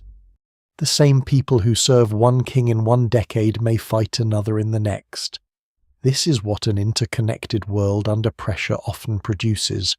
Violence becomes freelance. Expertise in war circulates. States accustomed to employing outsiders can later find those same mobile groups on the opposite side of the shield wall. So who were they? The most cautious answer remains the most honest. They were probably several groups, not one. They likely came from different parts of the wider Mediterranean world, though the exact mix remains debated. Some may have originated in or passed through the Aegean. Some may have been tied to Anatolian or central Mediterranean zones. Some may have included displaced families alongside fighters. Some may have served as mercenaries before joining larger movements. Some may have settled permanently in new regions after the collapse. The label Sea Peoples captures the maritime dimension of how they appear in Egyptian experience, but it hides the possibility that many of them were not purely seaborne raiders at all. They may have been refugees, settlers, opportunists, soldiers, and survivors all at once. That blended character makes them historically plausible in a collapsing world. A stable age tends to separate categories: cleanly trader, soldier, farmer, migrant, pirate, official. A crisis age mixes them. The same ship can carry warriors, dependents, stolen goods, and household goods. The same group can fight, flee, settle, and raid within a generation. The same people can be remembered by one kingdom as invaders and by their descendants as founders. This is why the Sea Peoples have remained so difficult to pin down. We're not looking at an orderly empire with a capital and archive. We're looking at fragments moving through the ruins of order. At times, the mystery invites exaggeration in the other direction as well, in reaction against older dramatic invasion theories. Some modern interpretations risk dissolving the Sea Peoples into pure epiphenomenon, as if they were nothing more than a label for background instability. That also goes too far. The Egyptian records are too concrete, the destruction horizon too violent, and the archaeological evidence for population movement too significant to reduce these groups to a mirage. They matter. The question is not whether they existed, but what kind of existence they had. Not phantom enemies, not a single super tribe, but probably a shifting constellation of peoples and armed contingents whose movements became newly visible because the old states were failing. The deeper problem is that most of the groups involved did not leave archives of their own, at least none that survive in recognizable form. We know them through enemies, through settlement traces, through style shifts in pottery and architecture, through names carved by pharaohs who had every reason to simplify them. That imbalance of evidence creates a structural mystery. We hear them only when a state under attack pauses long enough to record them. Their own voices are gone. In some cases, their descendants may be present in later populations whose histories are themselves layered and transformed. But the moment of movement, the moment when one world breaks and these names rise into view, remains only partly lit. So the Sea Peoples stand before us not as a solved identity but as a historical silhouette. The outlines of visible maritime mobility, coalition-like appearance, named groups in Egyptian sources, probable links to wider Mediterranean dislocation, at least some connection to settlement shifts in the Levant. Inside those outlines, however, certainty blurs. Scholars still debate origins, roots, composition, and motives because the evidence allows multiple possibilities without settling them cleanly, and perhaps that uncertainty is appropriate. In a collapsing age, identities themselves may have been in motion. The people Egypt fought were not necessarily the same people they had been a generation earlier. That realization changes the shape of the mystery. Instead of asking only who the Sea Peoples were in some fixed ethnic sense, it becomes necessary to ask what processes made such groups possible, what transformed sailors into raiders, mercenaries into enemies, displaced households into armed migration streams, and coastal instability into a force strong enough to crash against Egypt itself. Once that question is asked, the legend of a single mystery army begins to loosen, and a harder idea takes its place. Perhaps Egypt did not face one unified destroyer at all. Perhaps it faced the human edge of a much larger movement, many groups converging, colliding, and being renamed in the wreckage of the Bronze Age world. The image of a single mystery army is powerful because it offers the comfort of shape. A single force can be imagined, tracked, feared, and blamed. It can be given a route, a leader, a homeland, a coherent purpose. It turns the collapse of a civilization into a war story. but the closer the evidence is examined, the less the neat image holds. What appears in the records of the period is not one clear army advancing from one clear source toward one clear goal. It is something far more unstable.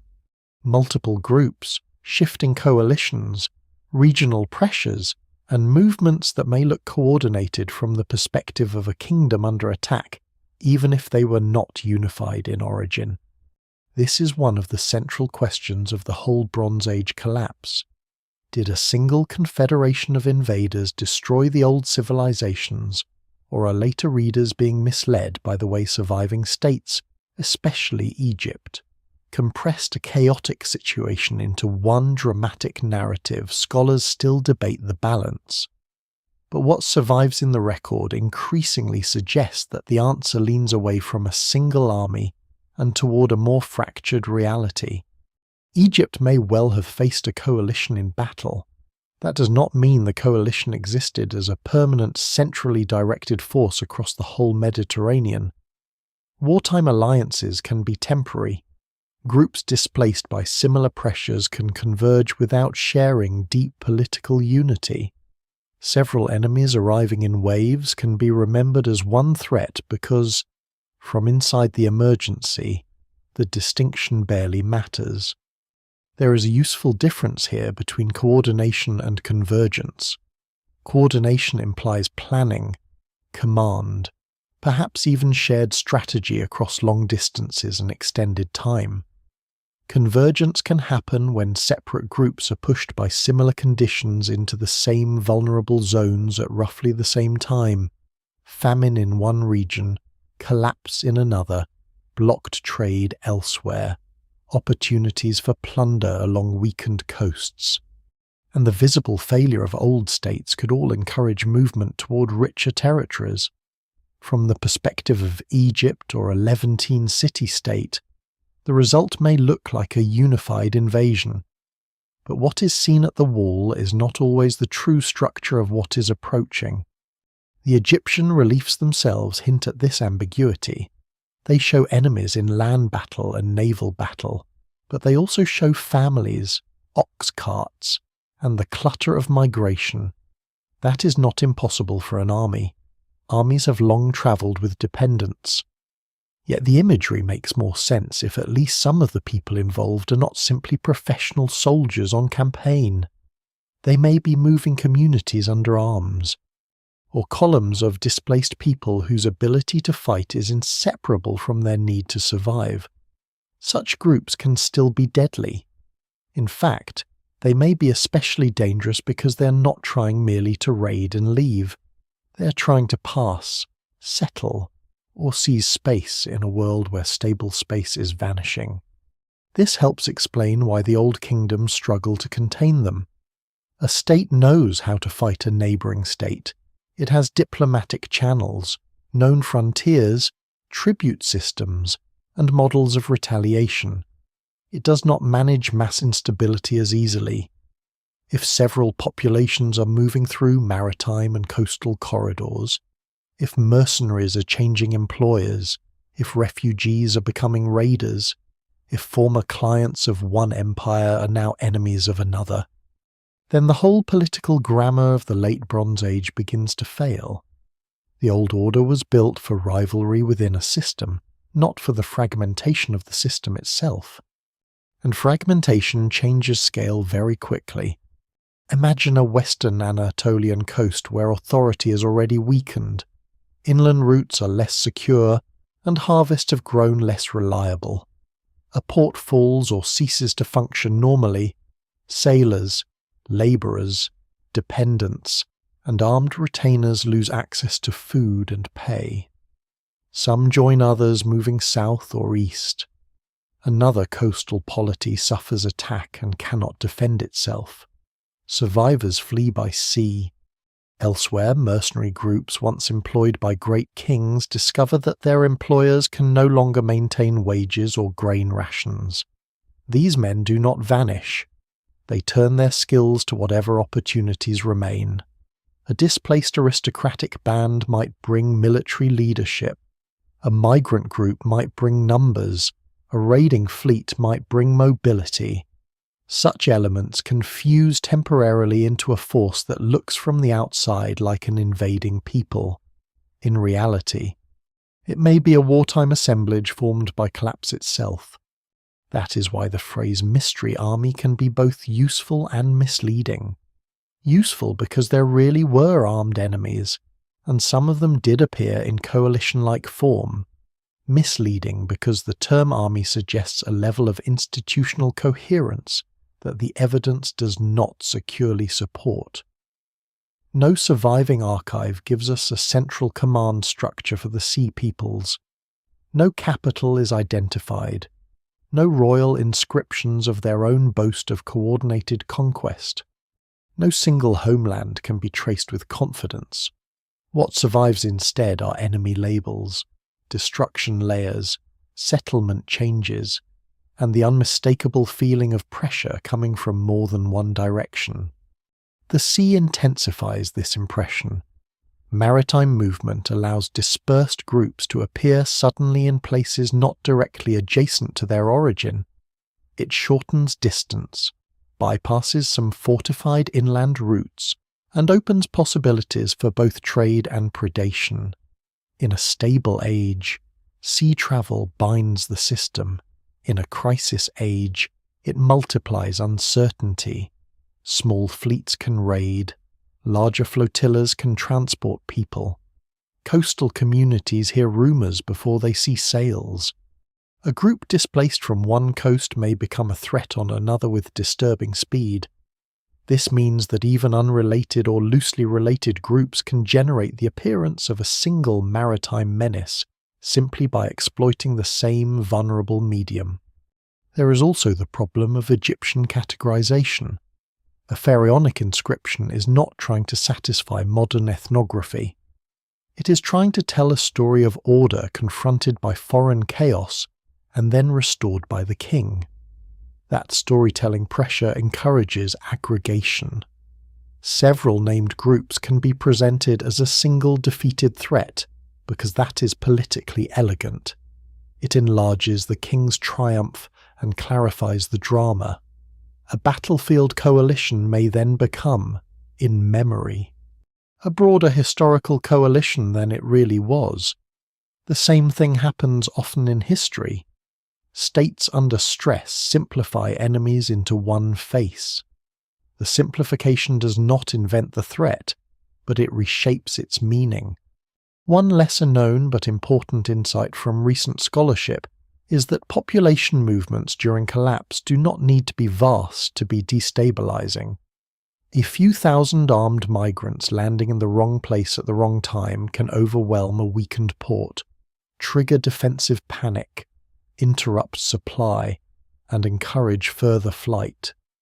The affected kingdom may then respond by withdrawing troops from elsewhere, leaving another frontier exposed.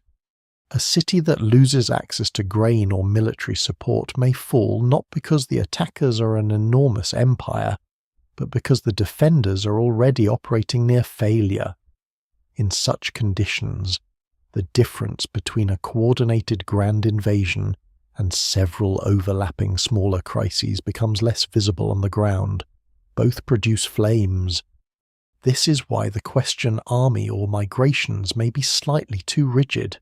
The answer may be both, but not in the sense of one stable army escorting one stable migrating population. It may be many armed migrations, many provisional armies, many local coalitions, many episodes of violence that overlap until later observers see one storm. Some groups may have come as raiders and left as settlers. Some may have come seeking land and fought when resisted. Some may have attached themselves to stronger war bands. Some may have entered the orbit of collapsing states as mercenaries and exited it as predators. The evidence remains incomplete, but it increasingly points toward a spectrum rather than a category. That spectrum is important because it fits the wider world of 1200 BC better than a clean invasion model does. A tightly connected but stressed system does not usually collapse to a single clean stroke. It attracts opportunists, releases displaced specialists, turns provincial insecurity into open movement, and dissolves the boundaries between war, migration, rebellion, and survival.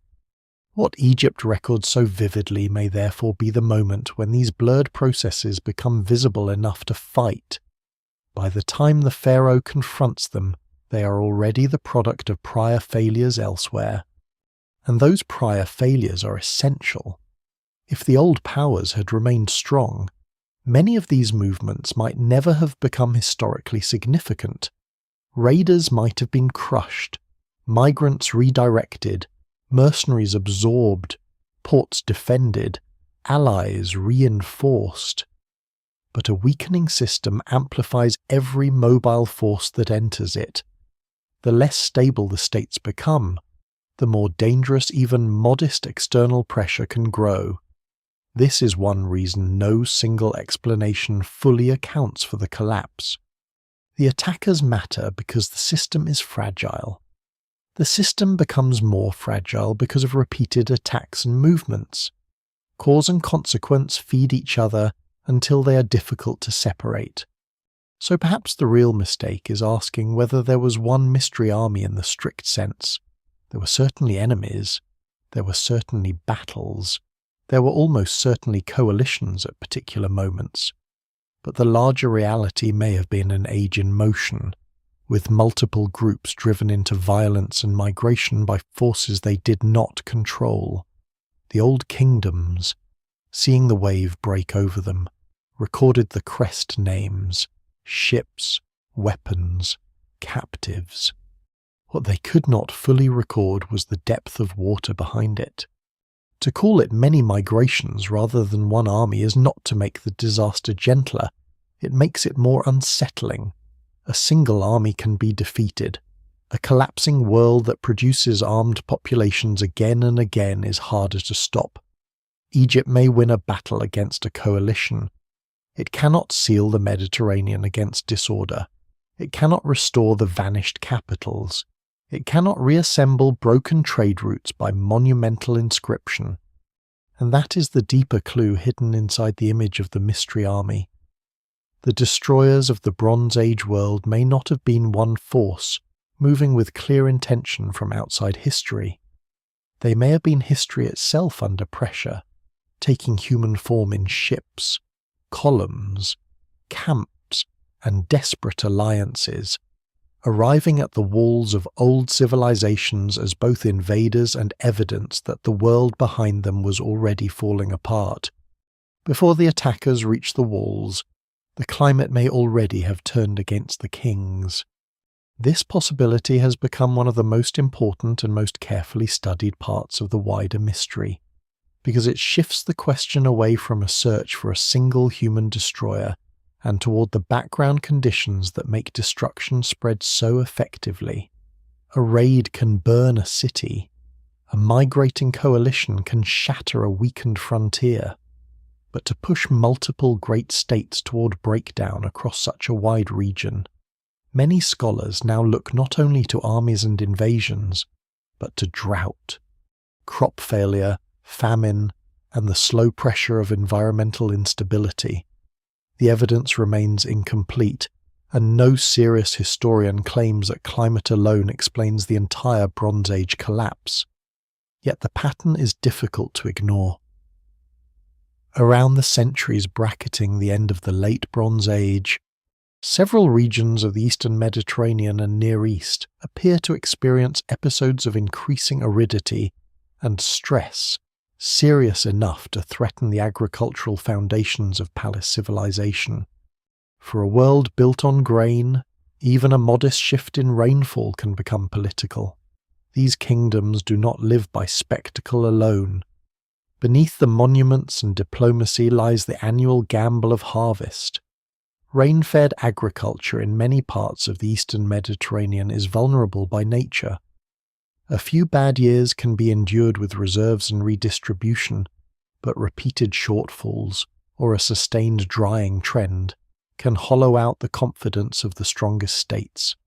Granaries empty faster. Tax burdens become heavier. Local populations resist extraction, livestock decline, prices rise, workers go unpaid or underfed, armies become harder to maintain in the field. The ability of rulers to reward loyalty and stabilize the countryside begins to weaken. In such conditions, every external threat becomes more dangerous because the internal buffer has thinned. Paleoclimate evidence has sharpened this possibility over the last few decades.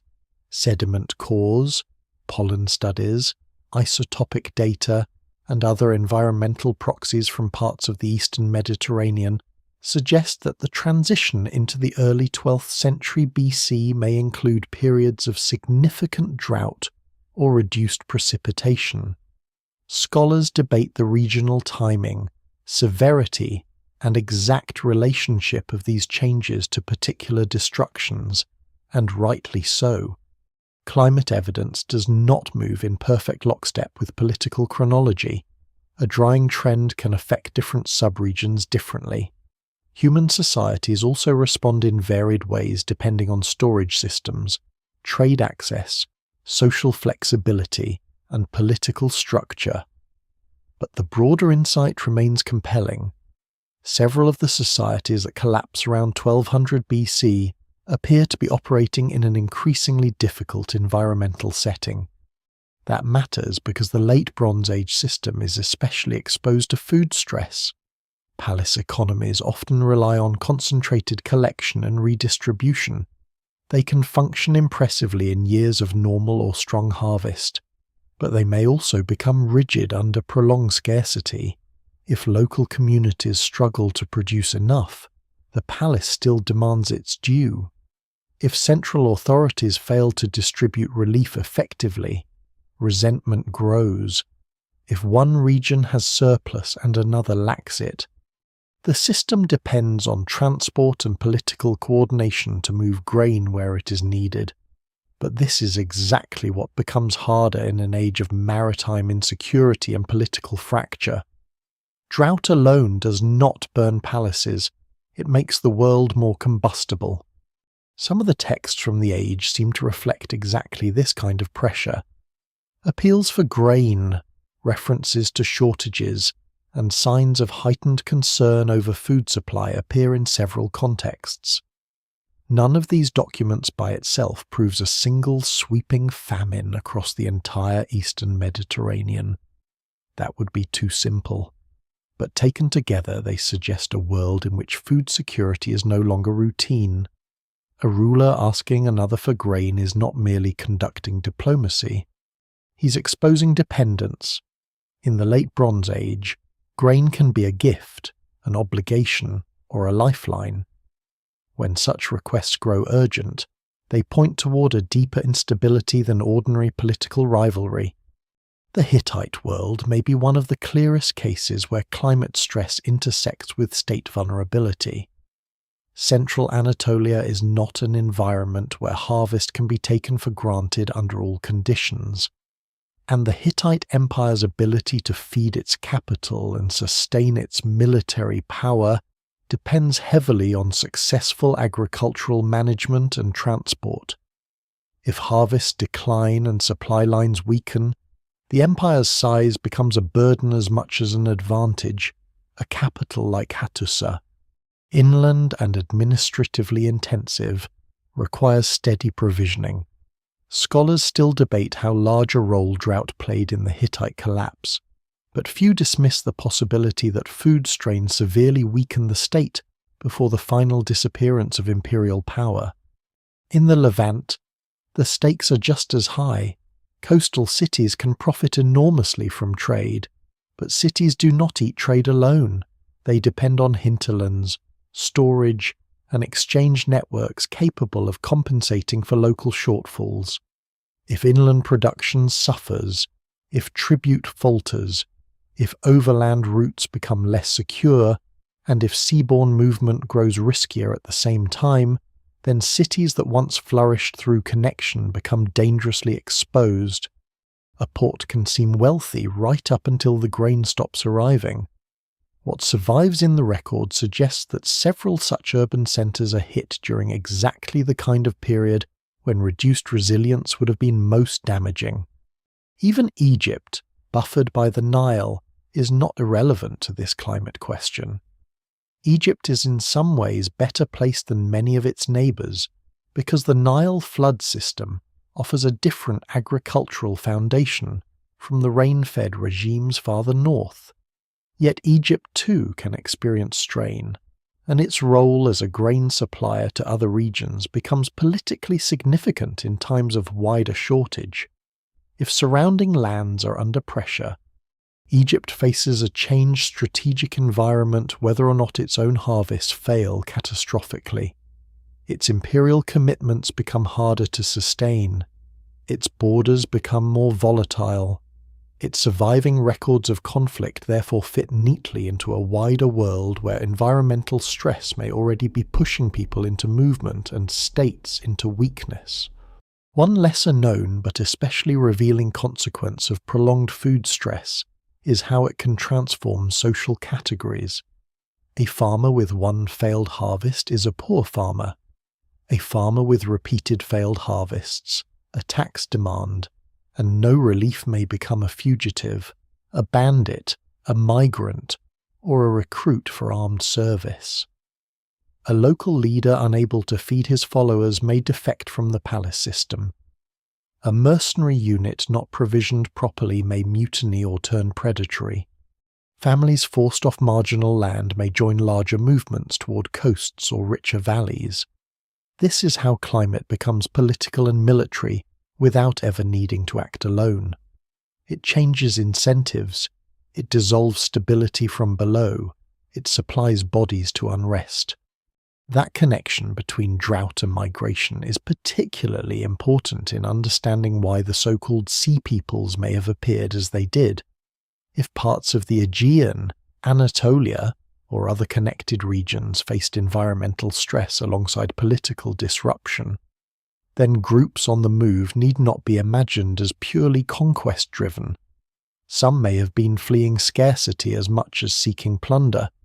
Some may have become violent because the only alternatives were starvation or exclusion. This does not excuse the destruction they helped cause, it makes it more historically plausible. Desperation is often more destabilizing than ambition. Climate stress also helps explain why the collapse spreads rather than staying local. A normal war can ruin one kingdom while enriching another.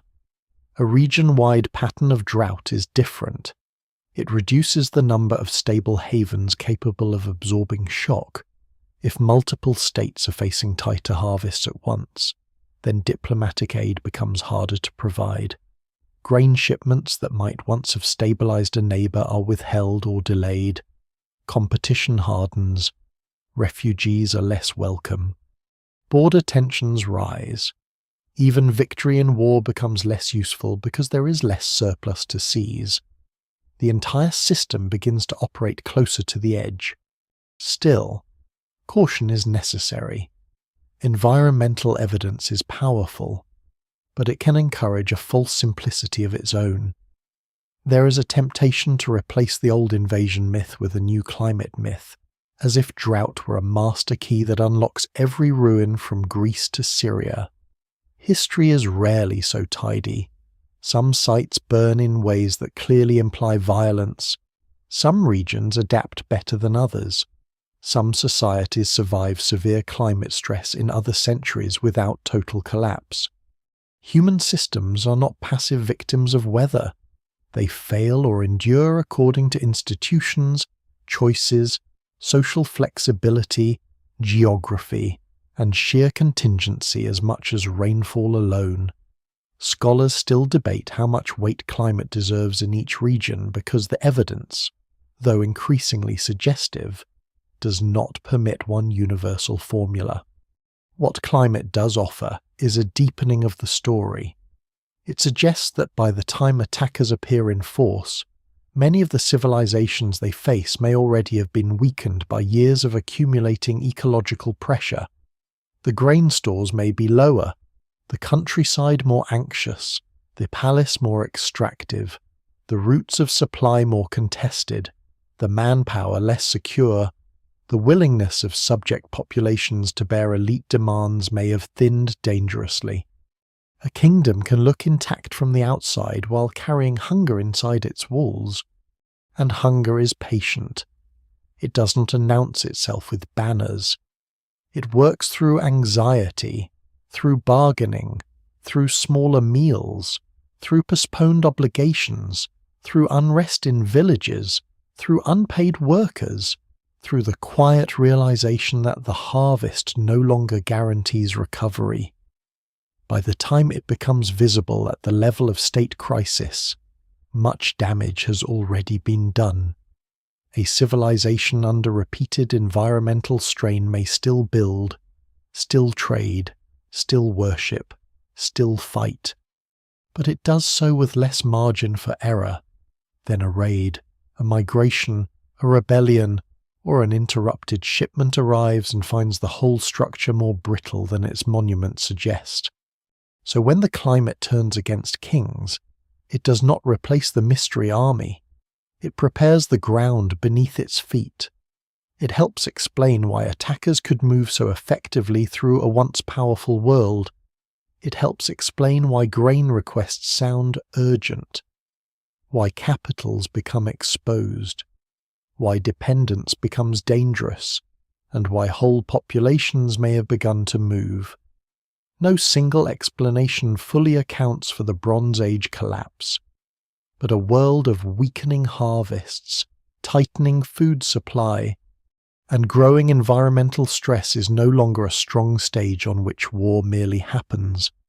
It is already partway into crisis. The flames that consume palaces may be lit by human hands, yet the dryness that lets them spread may have been years in the making, written first not on monuments, but in the sky and in the soil. Even without invaders, some of these civilizations may already have been preparing to fail. That is one of the most unsettling conclusions to emerge from the study of the Bronze Age collapse. It does not deny warfare, migration, or environmental stress. It places them inside a deeper problem. The great palace societies of the late Bronze Age are impressive precisely because they are highly organized, centralized, and interconnected. But those same strengths can become liabilities when conditions change. A system built to maximize control in stable times may prove dangerously rigid in unstable ones. If drought tightens harvests, if trade routes become uncertain, if regional violence increases, and if local confidence in the center begins to weaken, the palace does not always adapt gracefully. Sometimes it doubles down. Sometimes it extracts harder. Sometimes it concentrates resources more narrowly. Sometimes it reveals that what looked like resilience was actually dependence concealed by ceremony. This is the logic of systems collapse from within. A civilization can remain outwardly magnificent while becoming structurally brittle. The walls still stand, the scribes still write, the temple still receive offerings, the king still appears in proper form, yet beneath that continuity, fewer margins remain. A late shipment matters more, a failed harvest hurts more. A rebellious district becomes harder to pacify, because the center has less spare capacity to absorb the shock in such a world. External attack is devastating not only because the attackers are strong, but because the defenders are no longer flexible. The palace economies of the late Bronze Age often depend on concentrated administration. Goods flow inward through taxation, labor obligations, tribute, and controlled production, then outward again through rationing, military supply, elite patronage, and official redistribution. This can create impressive order. It allows states to maintain armies, support specialist artisans, fund monumental architecture, and project political authority across large territories. But it also means that a great deal depends on the continued functioning of a relatively narrow set of institutions. If the palace archive stops, the storage system burns, the provincial governors waver, or the labour force becomes unreliable, the whole structure may lose coherence faster than a looser society would. There is a paradox here. The more sophisticated the administration, the more vulnerable the state may become to administrative interruption. A village can survive disorder with local habits and practical memory. A palace-centered state that has trained production, distribution, and authority to move through official channels may not recover so easily if those channels are severed. That is one reason the collapse feels so steep in some regions. It is not only that cities are attacked, it is that the machinery required to keep them operating at their old scale has become centralized enough that when it breaks, much breaks with it. The Mycenaean palaces offer a strong example of this tension. Their linear B tablets reveal a world of meticulous management, flocks counted, bronze allocated, workers listed, offerings tracked, coastal defences observed. This is not a loose heroic society of independent warriors. It is a bureaucratic order, yet bureaucracy does not guarantee resilience. In fact, it may signal dependence on close administrative control. Once the palace falls, the system that coordinated labour, craft production, and regional redistribution may disappear with surprising speed. What follows in Greece after the palace destructions is not simply foreign occupation by a new empire. It is fragmentation. Writing disappears for centuries from most of the Greek world. Settlement patterns shift. Trade narrows. The old centralized order proves difficult to regenerate. That suggests a system whose strength had been more narrowly institutional than it seemed. The Hittite Empire shows a related but larger version of the same problem. Empires are expensive. They require roads, communication, grain movement, loyal vassals, diplomatic management, and military readiness on multiple fronts at once. As long as the imperial center can coordinate those demands, size looks like strength. When pressures multiply, size becomes exposure. Provinces become harder to hold. Distant territories become burdens. Local rulers may decide that obedience is no longer worth the cost. Internal succession disputes or factional tensions become more dangerous because the empire has less spare capacity to survive them. Scholars still debate the exact internal history of the Hittite collapse, but there is little reason to imagine that such a large state could vanish so fully without serious structural weakness already at work. Over-centralization is only part of the problem. Elite concentration of wealth and status may also deepen instability. Palace societies often direct extraordinary resources toward rulers, warrior aristocracies, temples, and official households. In prosperous decades, this can look like success. The state gathers and redistributes enough to sustain hierarchy while still keeping the countryside productive. But in harder times, the same hierarchy can become socially corrosive. Local communities asked to deliver grain, labour, and military service under increasingly stressed conditions may begin to resist, evade, or detach. The evidence for full-scale social revolt is uneven and often indirect, yet it would be surprising if no such pressure existed. A peasant household facing repeated shortfalls is unlikely to care much for the diplomatic elegance of the international order. If survival and obedience begin to pull in opposite directions, obedience often weakens first. This is where class tension, though hard to document in direct language, enters the story. Palaces preserve the records of elites. Ordinary people rarely write their own complaints into archives that survive. But the silence itself tells us something. We see what the state wanted counted. We do not often see how much pressure those counts imposed on the counted. What survives in the record suggests a world of controlled labor, dependent workers, managed production, and close oversight from above. Under stress, such systems can begin to consume their own base. The palace continues to demand because it knows no other way to remain a palace. In doing so, it may intensify the very weakness that threatens it. Another internal fragility lies in specialization. Bronze Age high culture depends on scribes, metallurgists, chariot makers, merchants, administrators, and trained artisans. These are marks of sophistication, but they also create dependency on professional continuity. If the central institutions that train, fund, or employ such specialists break down, expertise can disperse quickly. A kingdom may still possess land and population after collapse, but it no longer possesses the same capacities. This helps explain why recovery is often so partial. It is easier to rebuild walls than institutions, easier to resettle a hilltop than to restore a palace economy with archives, workshops, supply chains, and international diplomacy. One lesser-known but revealing feature of highly centralized systems is their tendency to become opaque to themselves, because information flows upward through layers of officials. The center may know a great deal in ordinary times while still misunderstanding the depth of crisis when conditions deteriorate.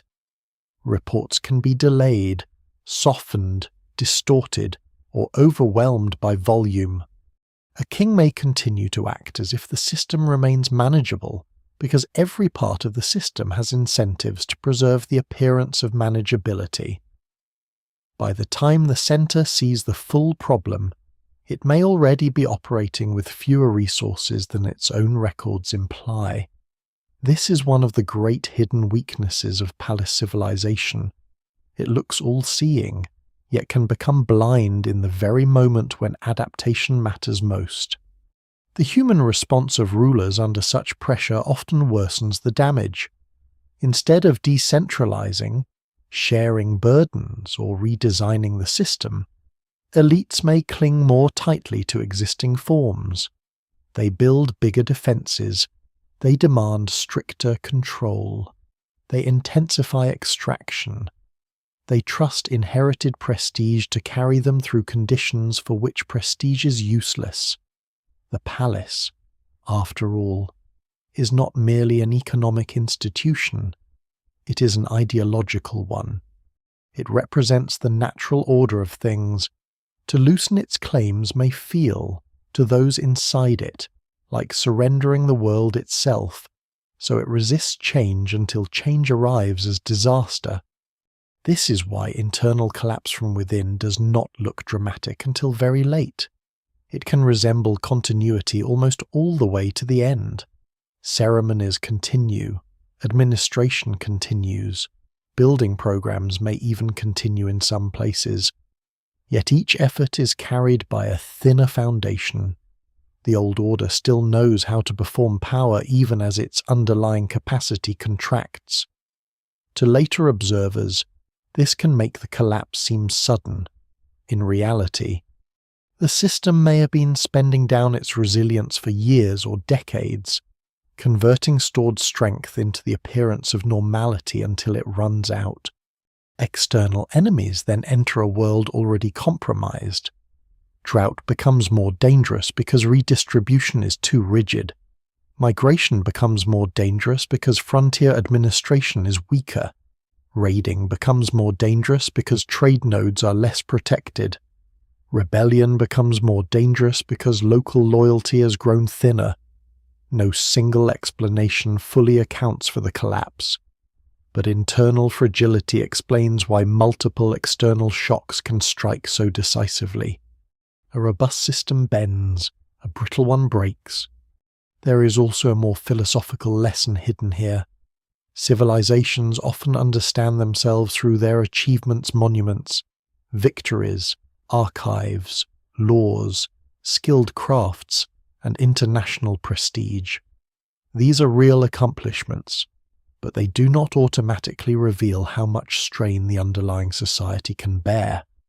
A palace may be excellent at projecting order and poor at surviving disorder. A kingdom may be rich and still fragile. A network may be vast and still incapable of adapting once too many links begin to fail. The Late Bronze Age seems to have produced just such a contradiction-high complexity without enough resilience. So by the time the Mystery Army appears in the records, we may already be looking at a world whose foundations have been weakened by its own design. The attack is real, the battle's real, the destruction real.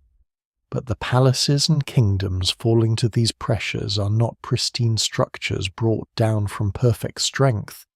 They are systems already strained by centralization, hierarchy, rigid dependence, and the growing inability to respond creatively to change. In that sense, some civilizations were already failing long before their enemies reached the gate. The invaders may have lit the final fires, but the dry timber had been stacked inside the palaces themselves. The collapse invites a simple answer, and then punishes anyone who accepts one too quickly. If the old world did not fall to one mystery army alone, and if drought and internal weakness cannot by themselves explain every ruin, then the search turns toward a more unsettling possibility: cascading crisis. Not one cause, but several. Not one blow, but a chain of shocks arriving close enough together that kingdoms lose the ability to recover between them. In that chain, earthquakes, local rebellions, opportunistic wars, population movements, and failures of coordination may all play their part. The result is not a tidy theory. It is something closer to a storm system, with different pressures intensifying one another until the whole horizon darkens. Earthquakes are one of the oldest and most controversial explanations in this debate. The Eastern Mediterranean sits in a region of tectonic activity, and several Bronze Age sites show destruction patterns that some scholars have linked to seismic events. Walls collapse, buildings crack, destruction layers appear without the neat signatures of warfare. It is tempting to imagine an earthquake storm, a sequence of major tremors hitting already stressed societies and helping push them toward final breakdown. The idea has appeal because it explains sudden urban devastation without requiring invaders at every site. It also fits a world in which some cities may have been badly damaged before enemies or rebels exploited their weakness. But earthquakes alone cannot carry the whole argument. Many ancient cities experienced seismic damage and rebuilt. A collapsed wall is not the same as a collapsed civilization. Even where seismic destruction is plausible, the historical effect depends on context. A strong state with food reserves, labour capacity, stable trade, and political legitimacy can survive a major earthquake. A weakened state already facing drought, unrest, and maritime insecurity may not. Scholars still debate how much weight earthquakes deserve because the archaeological signatures are difficult to isolate with certainty, and because even a real earthquake can be only the first event in a longer sequence. A city shaken today may be burned tomorrow. By the time archaeology reaches it, the traces overlap. That overlap is the real story. An earthquake may damage defences. A damaged city becomes easier to raid. A raid interrupts grain movement. Shortage deepens unrest. Unrest weakens loyalty. A local ruler delays support to the centre. The centre, already stretched, fails to respond.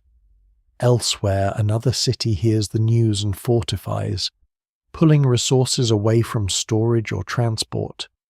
In such a system, no single event needs to be decisive on its own. Decisiveness emerges from timing. Local rebellion belongs to the same pattern. Palace states often look stable from the top down, but their control of the countryside depends on compliance that can erode quickly in hard years.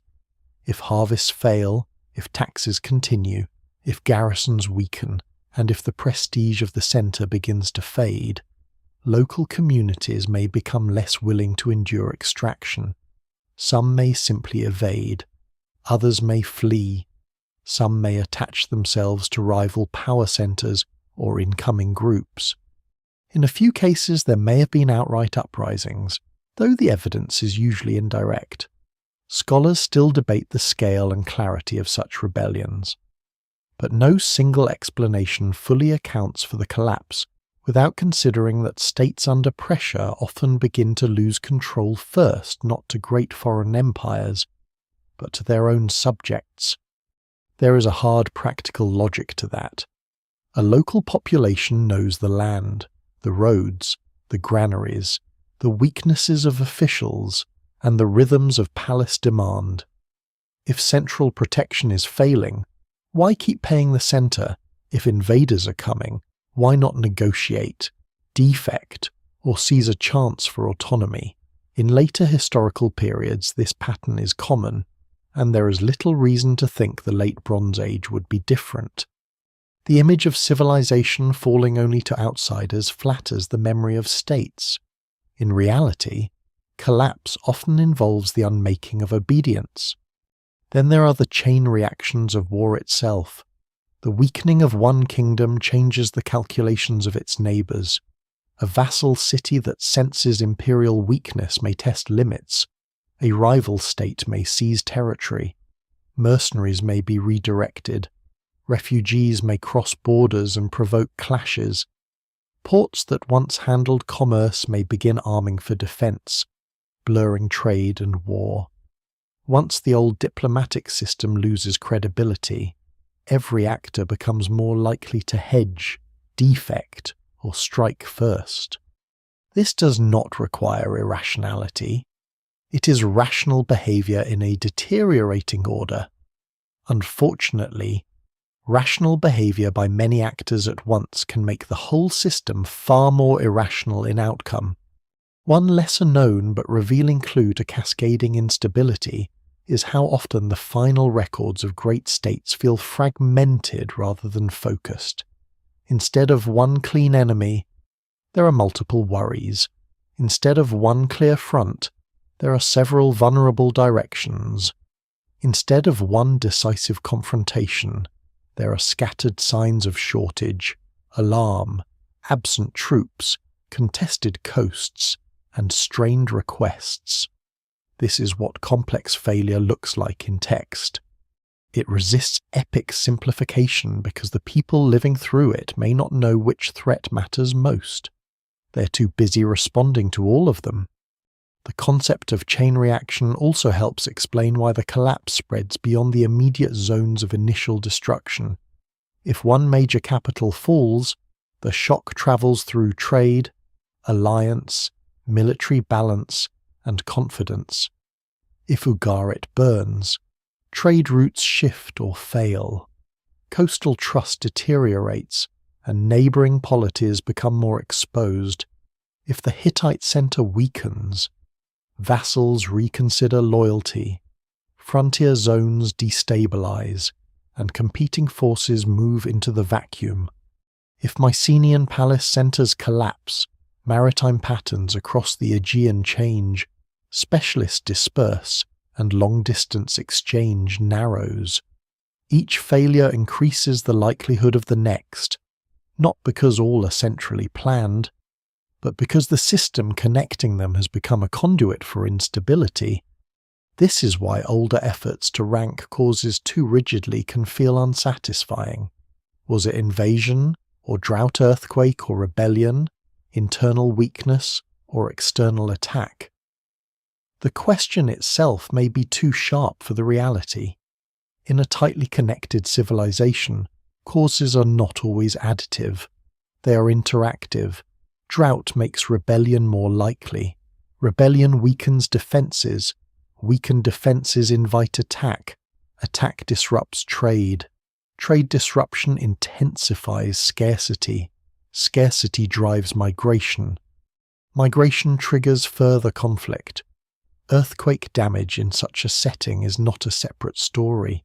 It becomes another multiplier. The importance of each factor lies not only in its own force, but in how it changes the effect of all the others. A useful way to think about this is to imagine the Late Bronze Age system as a series of interlocked supports. No single one has to disappear entirely for the structure to become unstable. Grain reliability drops, maritime safety declines, political legitimacy weakens, neighbouring states become less dependable, peripheral territories resist, mobile fighters multiply. Environmental strain continues in the background. Add one earthquake, one succession crisis, one burned port, one failed rescue, and the system may tip from stress into collapse.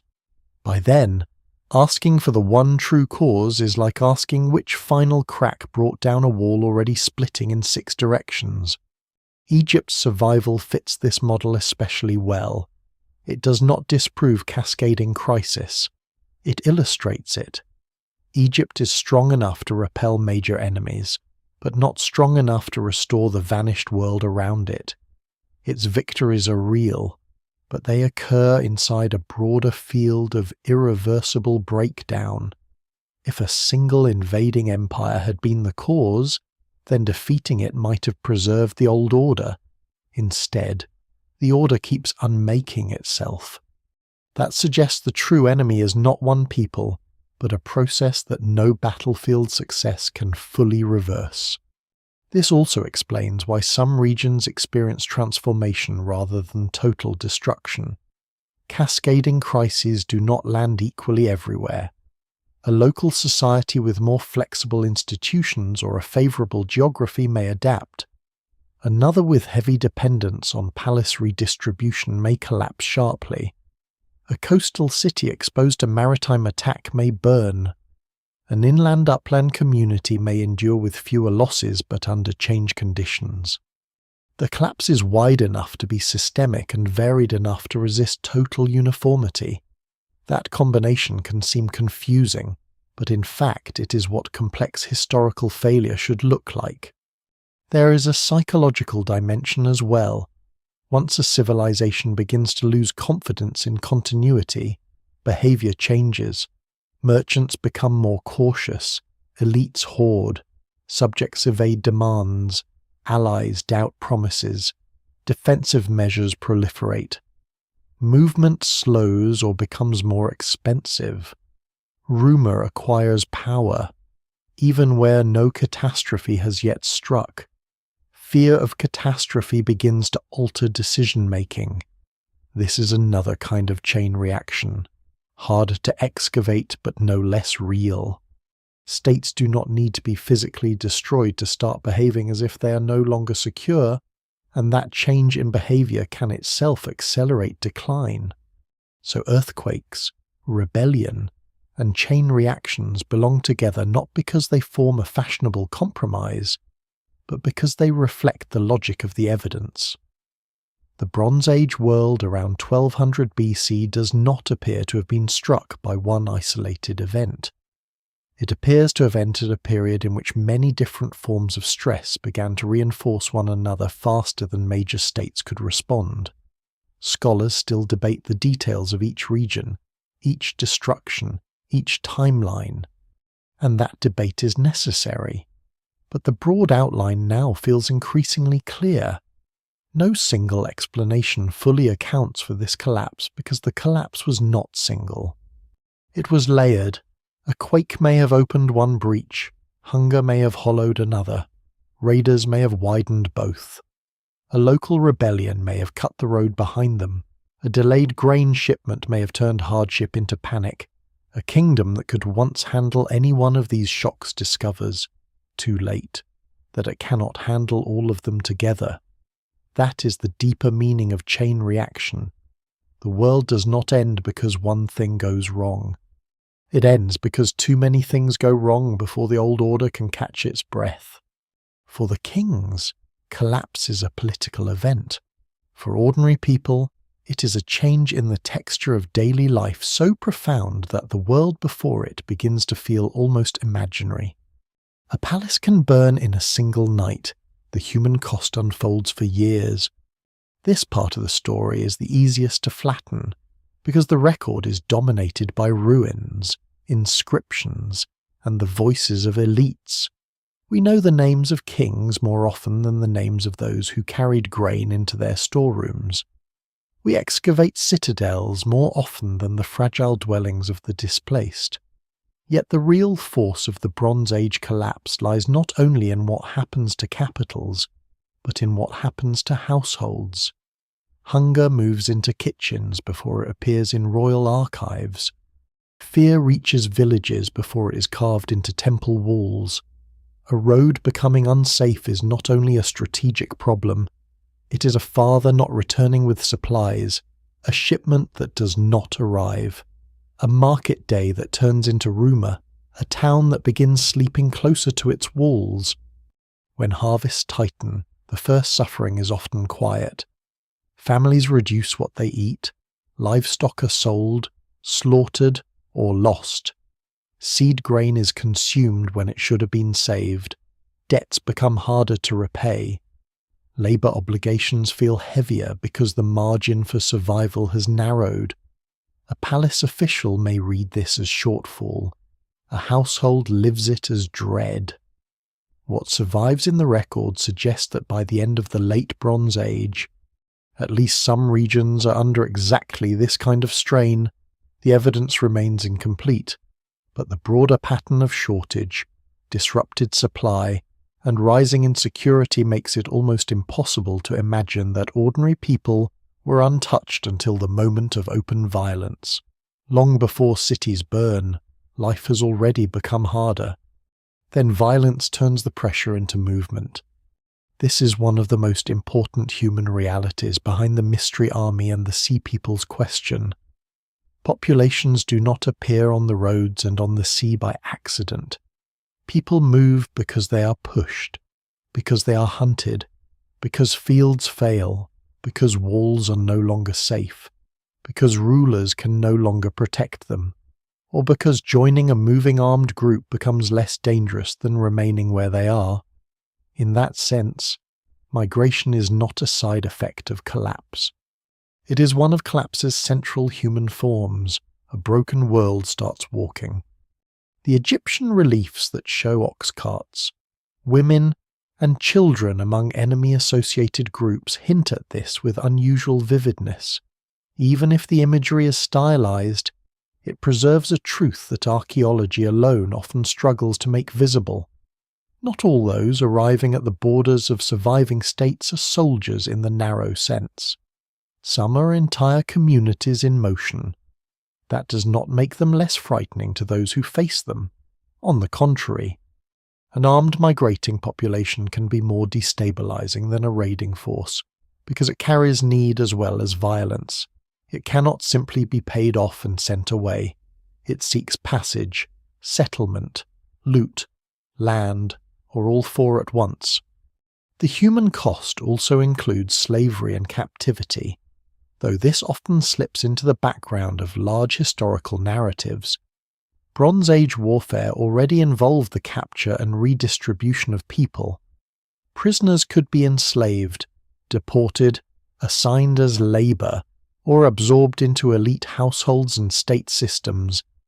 In times of broad collapse, such practices likely intensified.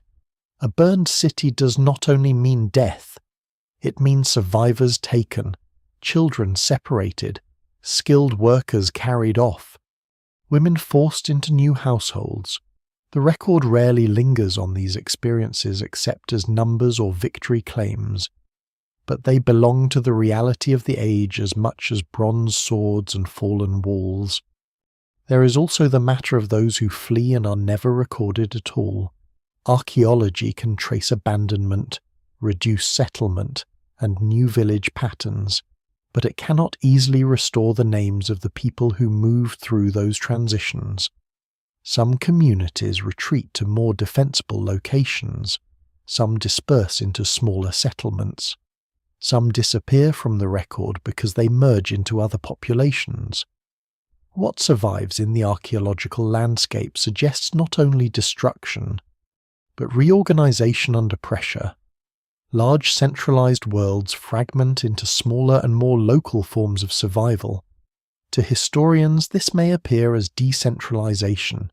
To those living it, it may have felt like losing access to everything that made life legible.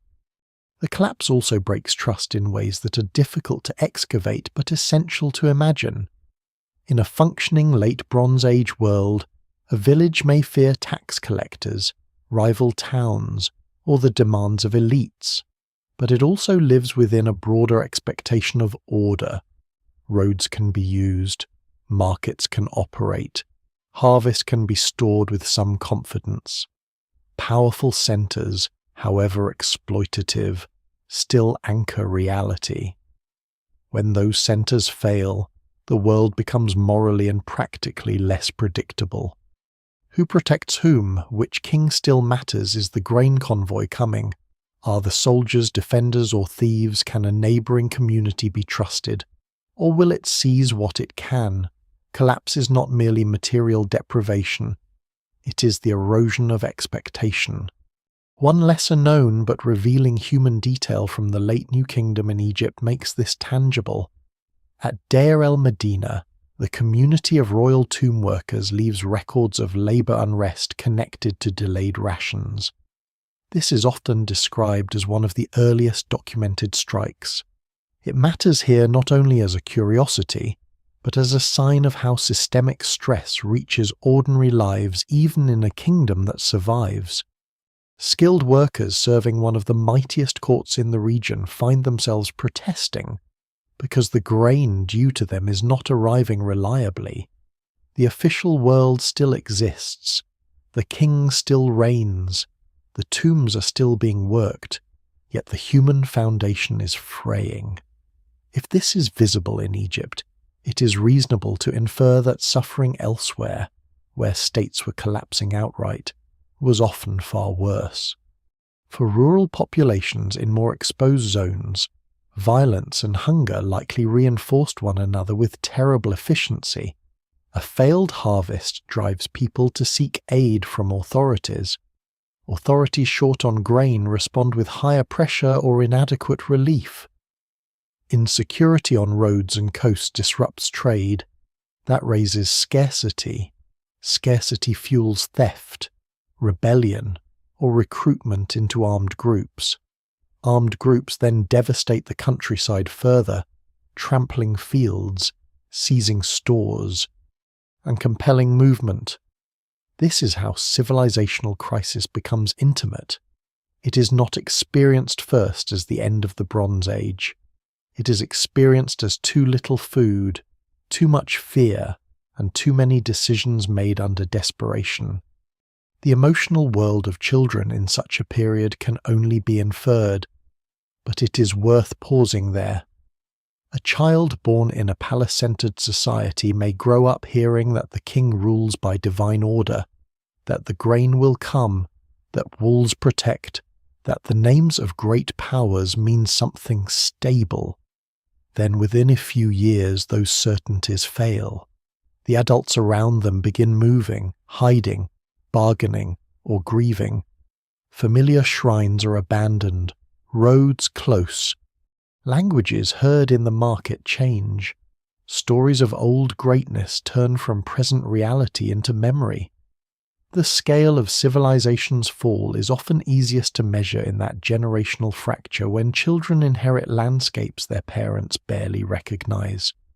Women, too, almost certainly bore disproportionate burdens that the official record does not properly preserve.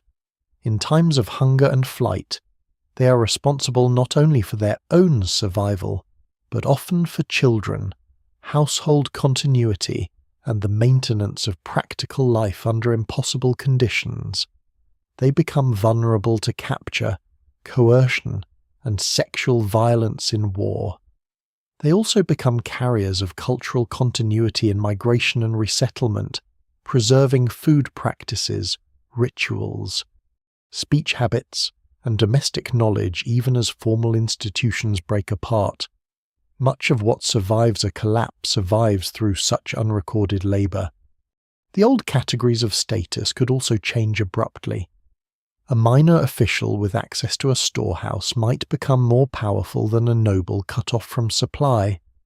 A village leader in a defensible hill country might matter more than a courtier in a burned palace. A skilled smith, shipwright, or scribe might become both valuable and vulnerable, sought after by survivors and predators alike. Collapse redistributes not only wealth and suffering, but usefulness. It reorders social gravity around immediate need. In such periods, prestige inherited from the old world may matter less than the ability to secure food, organize defense, or move people safely. This is one reason the human cost cannot be measured only in deaths or destroyed sites. It lies also in lost continuity, broken apprenticeships, interrupted rituals, shrines that fall silent, archives that stop, songs forgotten, routes untravelled, recipes altered by necessity, dialects mixed by displacement, local lineages erased by flight or enslavement. A civilization is not only its monuments, it is also its habits. When the Bronze Age world collapses, countless habits vanish with it, leaving behind ruins that cannot tell the full story of what daily life used to feel like. And yet people endure. That too is part of the human cost. Survival in a broken world is not triumph in the heroic sense, it is adaptation under reduced conditions. Smaller communities form. Some migrants settle and begin again. Some old skills persist in diminished form. Some local traditions survive even as palatial institutions vanish. The archaeology of the post-collapse world often looks poorer, less centralized, less literate. But poorer does not mean empty. It means that ordinary people, stripped of the systems that once organized their lives, continue anyway. So when the palaces go dark and the great powers fall silent, the deepest consequences are carried by those who are almost never named. The laborer whose ration stops, the family that leaves before dawn, the woman who hides valuables in the earth and never returns for them, the captive marched away from a burning town, the child who grows up among ruins and learns a smaller world than the one that existed only a generation earlier. These are the true witnesses to collapse. Their voices do not survive clearly in the record, but their presence is everywhere in the pattern of abandonment, movement, hunger, and uneasy resettlement. The human cost of the end is not only that civilizations fall, it is that millions of ordinary acts of living are broken, scattered, and forced to begin again in the shadow of ash. When the palaces go dark, the world does not end, it becomes smaller. That reduction is one of the clearest and most haunting features of the aftermath. The great centres of the late Bronze Age do not simply vanish and leave empty land behind. People remain. Fields are still worked where possible. Coastal winds still move over ruined harbours. Paths still connect valleys and hills. Temples in some places continue in altered form. Small communities endure, adapt, or relocate. But the scale of organisation changes. The old density of administration, exchange, writing, and elite display becomes difficult to sustain. A civilization that had stretched itself across sea lanes, treaties, palaces, and specialist production contracts into more local worlds. The distances between places do not increase physically, they increase in certainty. In parts of the Greek world, the consequences are especially stark. After the destruction or decline of the Mycenaean palaces, the administrative system recorded in Linear B disappears. Writing itself vanishes from most of Greece for centuries. That detail alone captures the depth of the change. Literacy in the palace world had never been widespread in a modern sense, but it had existed as an instrument of administration, memory, and control. When it disappears, the ability of the state to count, assign, preserve, and command at the old scale disappears with it. The oral world expands into the space left behind. Later generations remember fragments of greatness, perhaps echoes of palace warfare, ruined citadels, and lordly names. But the machinery that once made these names function is gone. The loss of writing is not just a cultural curiosity. It marks a narrowing of institutional life. Contracts, inventories, and state memory become harder to sustain when scribal systems collapse. A ruler without archives rules differently from a ruler surrounded by them. A community without bureaucratic notation stores memory in people, custom, and song rather than tablets and ledgers. There is resilience in that.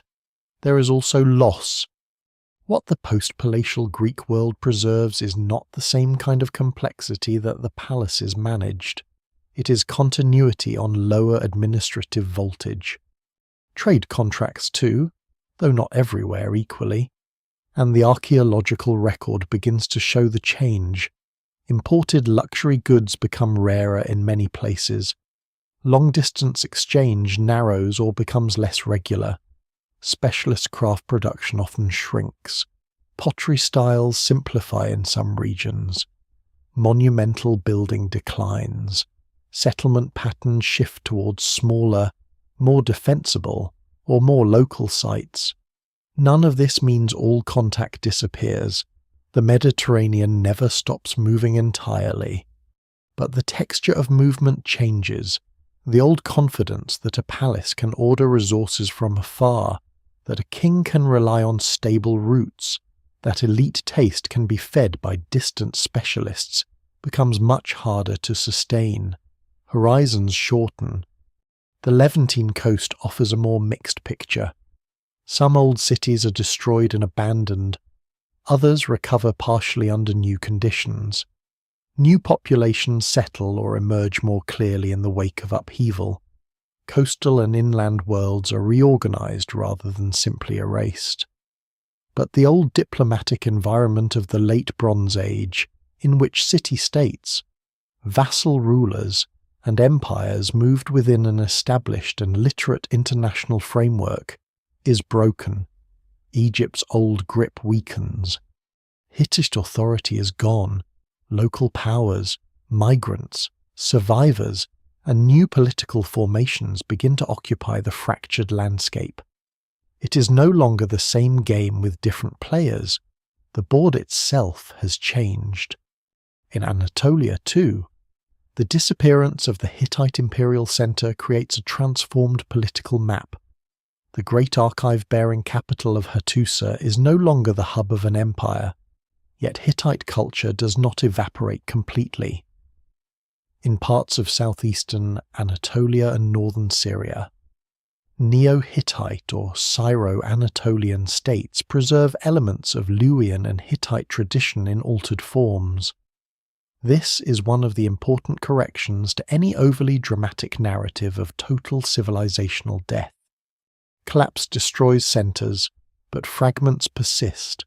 Languages, symbols, administrative habits, and local elites can survive the fall of empires.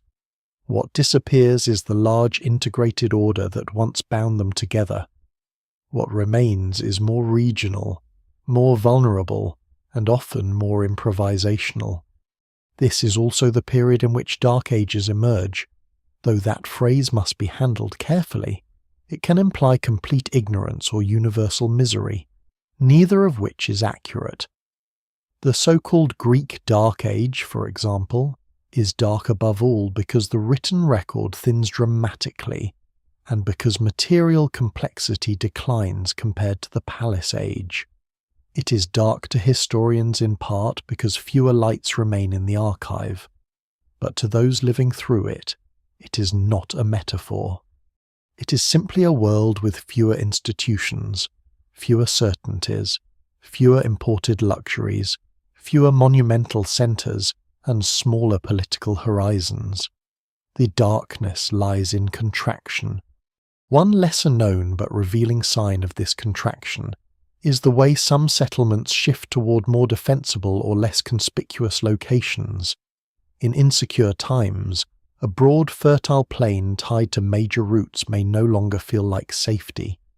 Smaller hilltop communities, harder to attack and easier to monitor locally, can become more attractive even if they are poorer in other ways. This tells us something fundamental about the post-collapse world. People are no longer organizing life primarily for imperial productivity or wide exchange. They are organizing for survival under uncertainty. Geography is being read differently. Religious life changes too, though unevenly. Some cult sites continue across the transition, suggesting that local sacred traditions may be more durable than palaces.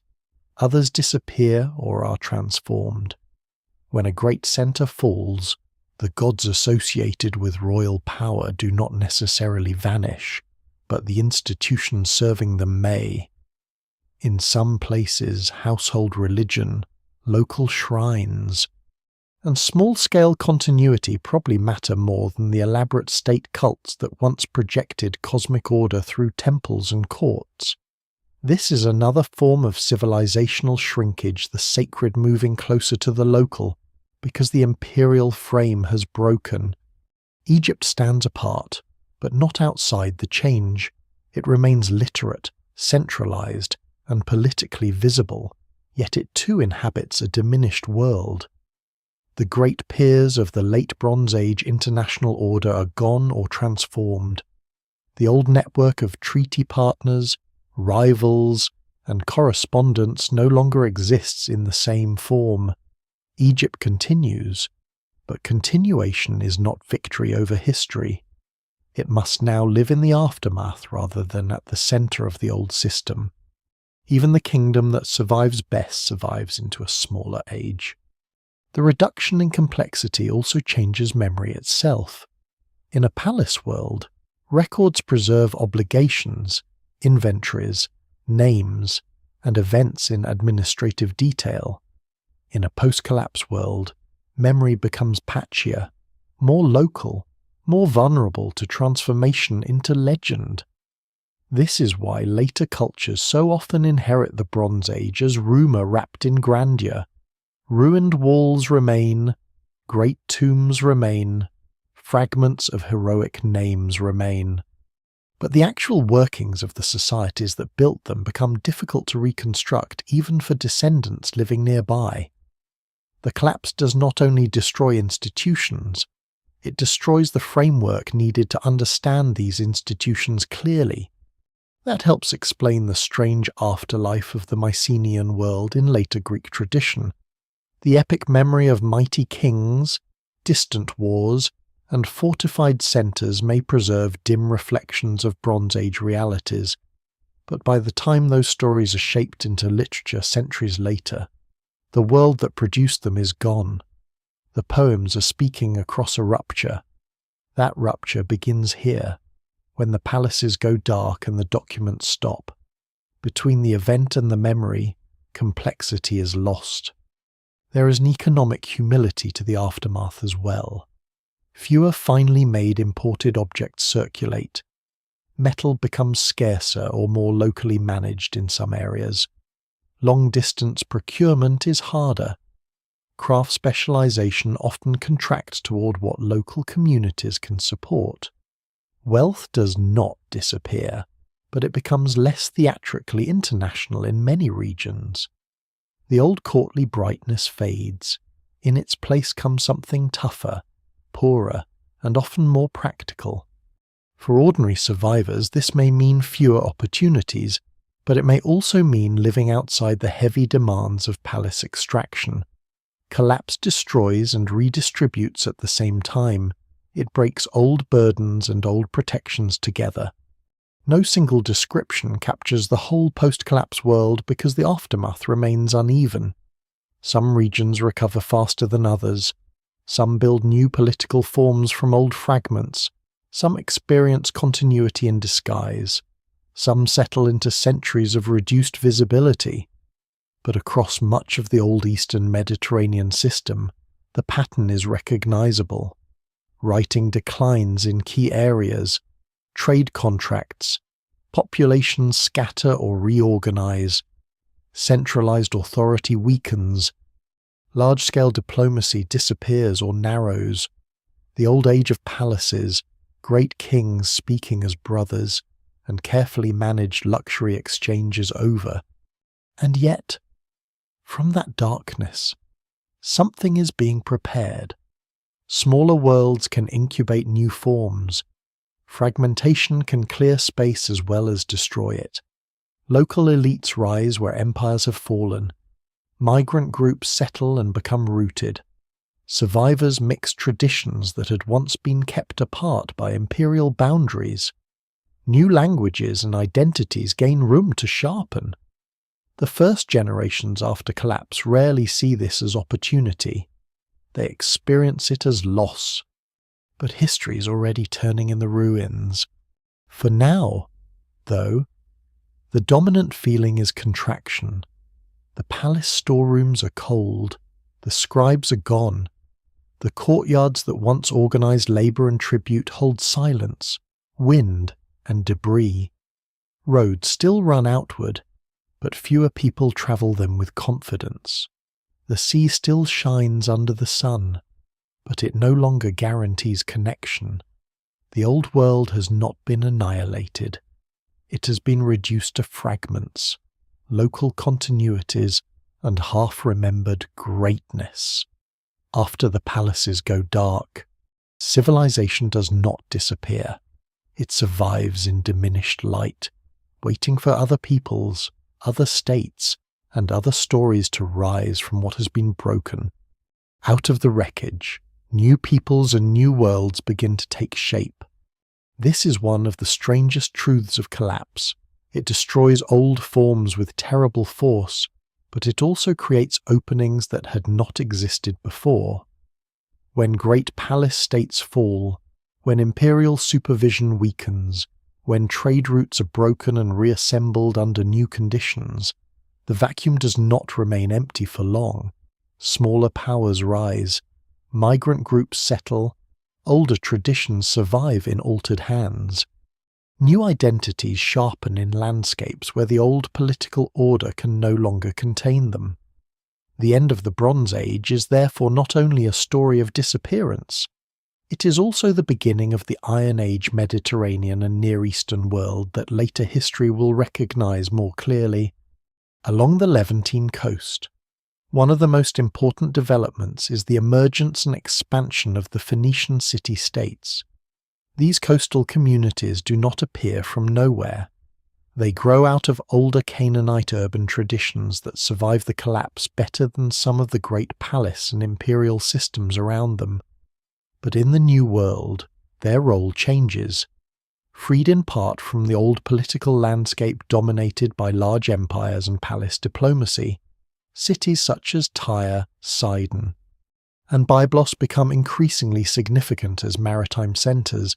They inherit coastlines, skills, and commercial instincts from earlier ages, then adapt them to a less centralised and more flexible environment.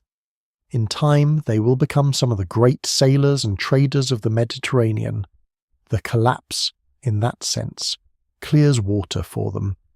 This matters because it shows that maritime connectivity itself does not die with the Bronze Age.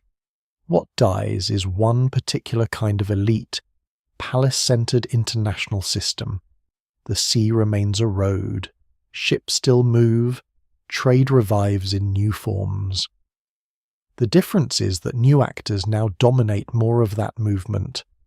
The old world of gifts exchanged among brother kings gives way more gradually to worlds of more entrepreneurial, city-based, and adaptable networks. The Phoenicians are among the clearest heirs of that shift.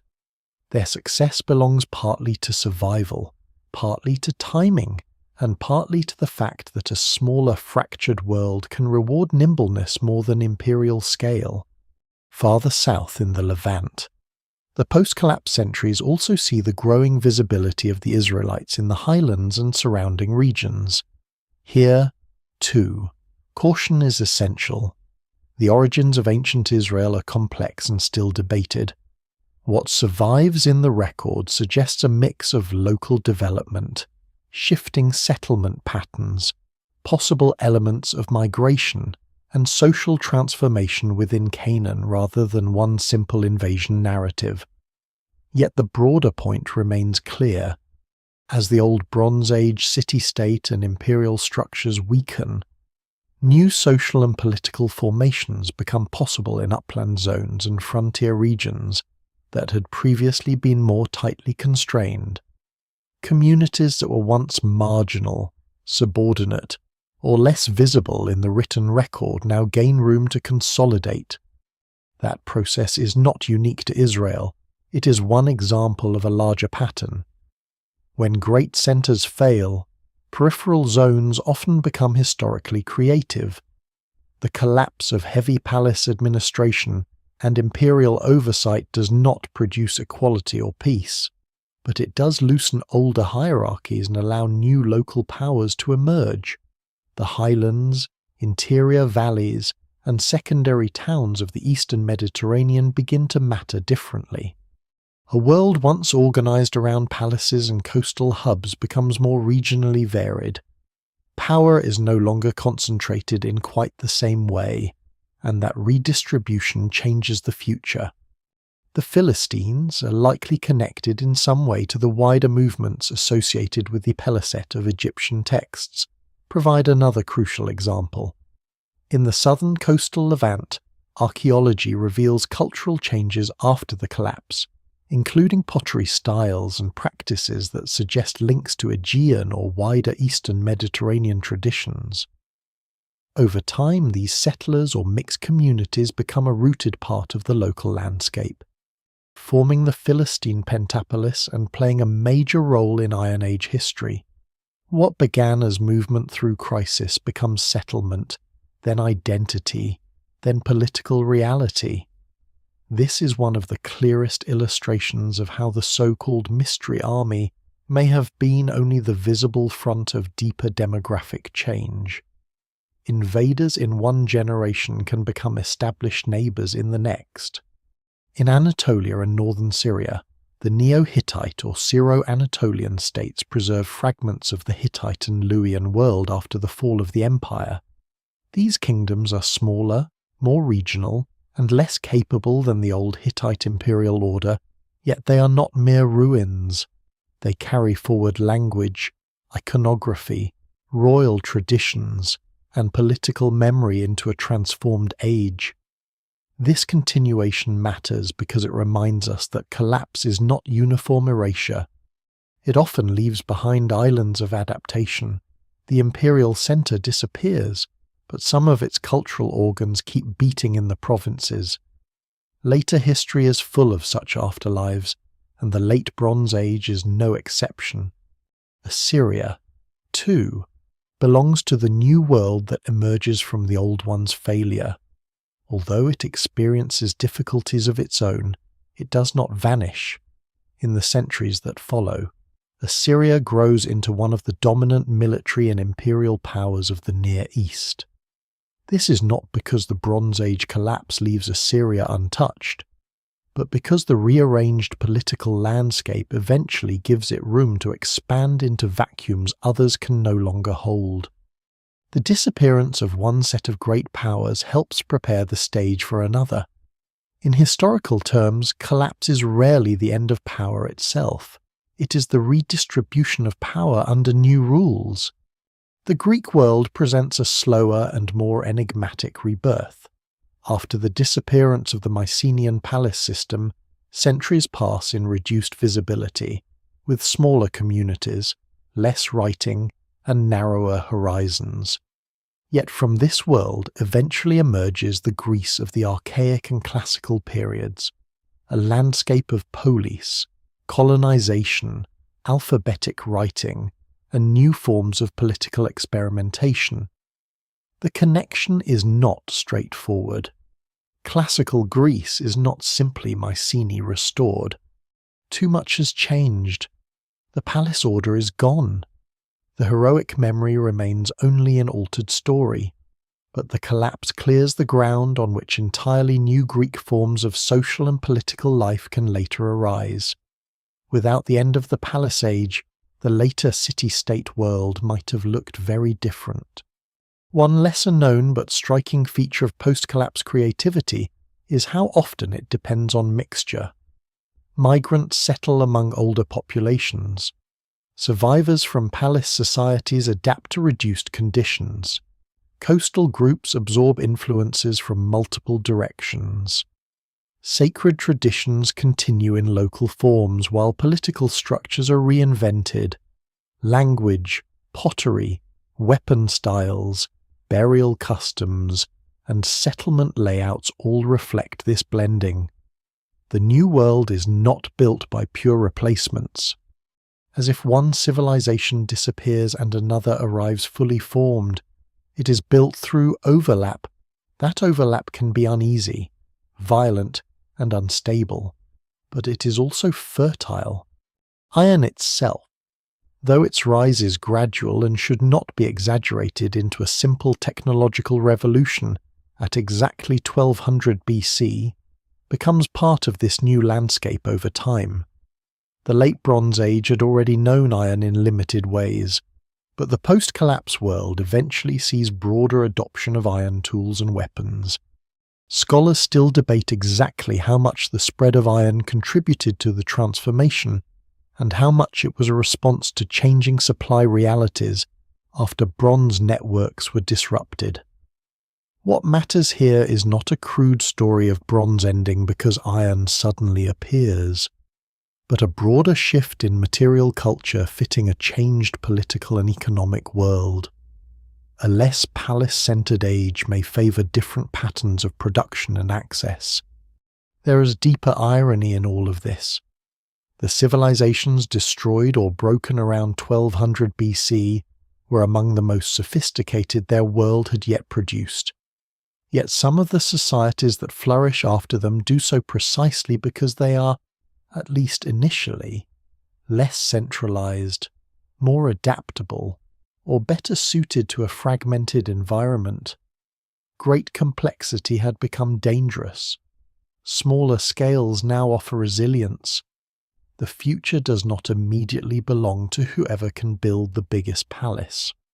It belongs for a time to those who can move, settle, trade, raid, fortify, and improvise in a world where old guarantees are gone. This does not make the collapse a blessing in disguise. Too much suffering lies behind it. Too much knowledge is lost. Too many cities burned. Too many families uprooted. But history does not stop at the edge of catastrophe. It changes direction there. The generations after the collapse inherit a broken inheritance, yet from it they construct new political forms, new identities, and new ambitions. The Phoenicians carry maritime exchange into a new age. The Philistines establish themselves in the southern Levant. Israelite communities consolidate in the highlands. Neo-Hittite states preserve imperial fragments. Assyria prepares for dominance. Greece descends into a darker interval from which a different future will eventually emerge. So the world after the palaces is not only a graveyard, it is a workshop of replacement. The old order has fallen, but its collapse has opened space that no one intended to open. Into that space step survivors, settlers, heirs, opportunists, and peoples whose names had once stood at the margins of imperial records. They inherit roads, ruins, coastlines, abandoned storehouses, broken hierarchies, and half-forgotten technologies. They also inherit a lesson written in ash, that the mightiest civilizations can fail, and that when they do, history does not go silent for long. It changes its voice. The Mystery Army is real, but it is not what it first appears to be. After tracing the rise, fracture, and fall of the Late Bronze Age world, the image that remains is far more complex than a single invading force sweeping across civilizations. The destruction is undeniable. The burned cities, abandoned capitals, shattered trade networks, and desperate inscriptions all point to violence on a massive scale. Egypt's records preserve the clearest memory of enemies arriving by land and sea, groups with names, weapons, and presence strong enough to be carved into history. But when all the evidence is brought together, the idea of one unified army responsible for everything begins to dissolve. What replaces it is something more unsettling. The mystery army was not one people with one homeland and one plan. It was the visible edge of a collapsing world. It was the moment when internal weakness, environmental stress, broken trade, political fragmentation, and human desperation took physical form. The attackers existed, the battles happened, but the force Egypt fought was likely a convergence, not a single origin, a convergence of displaced populations, former soldiers, maritime raiders, refugees, opportunists, and survivors of earlier collapses moving into regions that could no longer resist them effectively. This explains why no single explanation has ever been enough. If the Sea Peoples were the sole cause, then defeating them should have restored stability. It did not. If drought alone caused the collapse, then regions less affected should have remained intact. Many did not. If internal weakness alone was responsible, then we would not see the widespread evidence of violent destruction. Yet we do. Each explanation holds part of the truth, but only part. The real cause lies in their interaction, a system stretched too tightly, a climate growing less reliable, political structures too rigid to adapt, populations under pressure, mobility increasing, trust breaking down, violence spreading not as a single wave, but as overlapping ripples that reinforce one another. The mystery army, in that sense, is not a beginning, it is a symptom. Egypt encounters it at the point where the crisis becomes undeniable, where ships arrive not as traders but as threats, where people move not by choice but by necessity, where the old distinction between war and migration collapses. But by the time this happens, the deeper processes are already in motion. The Bronze Age world is already weakening. The attackers do not create the collapse from nothing. They accelerate it, embody it, and make it visible in the most dramatic way possible. This is why the collapse feels both sudden and inevitable. To those living through it, events must have seemed chaotic and immediate, cities burning, armies appearing, supplies failing, news arriving too late, decisions made under pressure. There is no sense in that moment of a grand pattern, only urgency, only survival. Yet from a longer perspective, the pattern emerges. The system had grown too interconnected without enough resilience. It had become dependent on stable flows of goods, loyalty, and climate that could no longer be guaranteed. Once enough of these supports failed at the same time, collapse became less a possibility and more a probability waiting for its final triggers. And those triggers came not as one army, but as many movements that looked like one from the walls of a burning city. There is a deeper lesson here that reaches beyond the Bronze Age. Civilizations often imagine their greatest threats as external enemies, something identifiable and separate from themselves. But history repeatedly shows that the most dangerous moments come when internal fragility meets external pressure. When systems are strong, they absorb shocks. When they are brittle, even small shocks can cascade into disaster. The late Bronze Age world appears to have crossed that threshold. It did not fall because it was weak. It fell because it was complex, dependent, and no longer able to adapt fast enough. The Mystery Army is therefore best understood not as a conqueror, but as a mirror, a reflection of a world already in motion, already breaking, already sending people across seas and lands in search of survival or advantage. The attackers carried weapons, but they also carried the story of what had already happened behind them. Burned homelands, failed harvests, lost employers, broken alliances.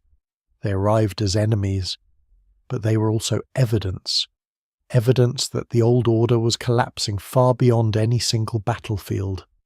And yet, even in this destruction, the story does not end in silence. The civilizations of the Late Bronze Age vanish or transform, but the people do not.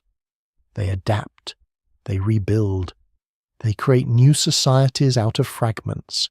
The Phoenicians rise along the coasts, the Israelites consolidate in the highlands, the Philistines establish new centers, Neo-Hittite states preserve echoes of empire, Assyria prepares to dominate a new age, Greece, though darkened, carries forward memories that will one day become the foundation of a different kind of civilization. The world after 1200 BC is smaller, harsher, less connected, but it is not empty. It is a world learning to live without the guarantees that once seemed permanent. So when we ask who destroyed the ancient civilizations in 1200 BC, the most honest answer is also the most difficult to accept. There was no single destroyer. There was no single army standing outside history and bringing it down. The collapse was the result of a system failing under its own weight, its own dependencies, and its inability to adapt to changing conditions. The Mystery Army was real, but it was part of that system, not separate from it. It was history, arriving in force. In the end, what remains is not only the image of cities burning, but the quieter image that follows after fire. A shoreline where broken walls look out over water still moving under the sun. A road that once carried envoys, metals, grain, and royal gifts, now walked by smaller groups with smaller hopes. A ruined archive where the last tablets harden in heat and survive only because the building that housed them was destroyed. The old world does not vanish in a single instant. It recedes, and then it lingers in fragments. That may be why the collapse of 1200 BC still feels so unnerving. These were not weak societies waiting to be swept aside. They were advanced, organized, wealthy, and deeply connected. They built palaces, managed trade over astonishing distances, negotiated as equals, and believed, as most civilizations do at their height, that the order around them was durable because it was familiar.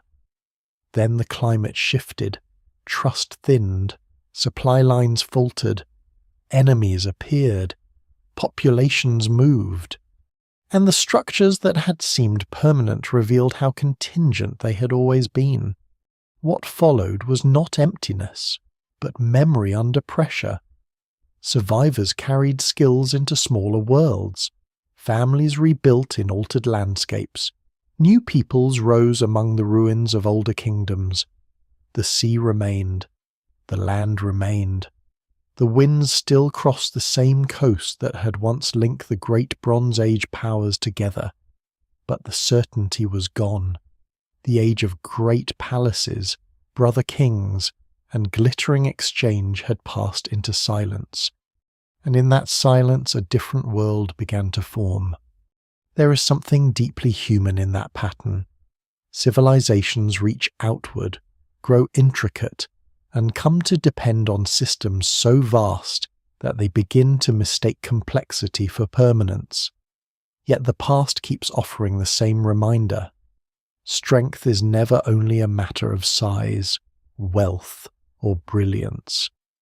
It is also a matter of resilience, adaptability, and the ability to endure strain without breaking apart. Around 1200 BC, that ability failed across much of the old Eastern Mediterranean world. And the failure was so complete that later generations could barely understand what had been lost.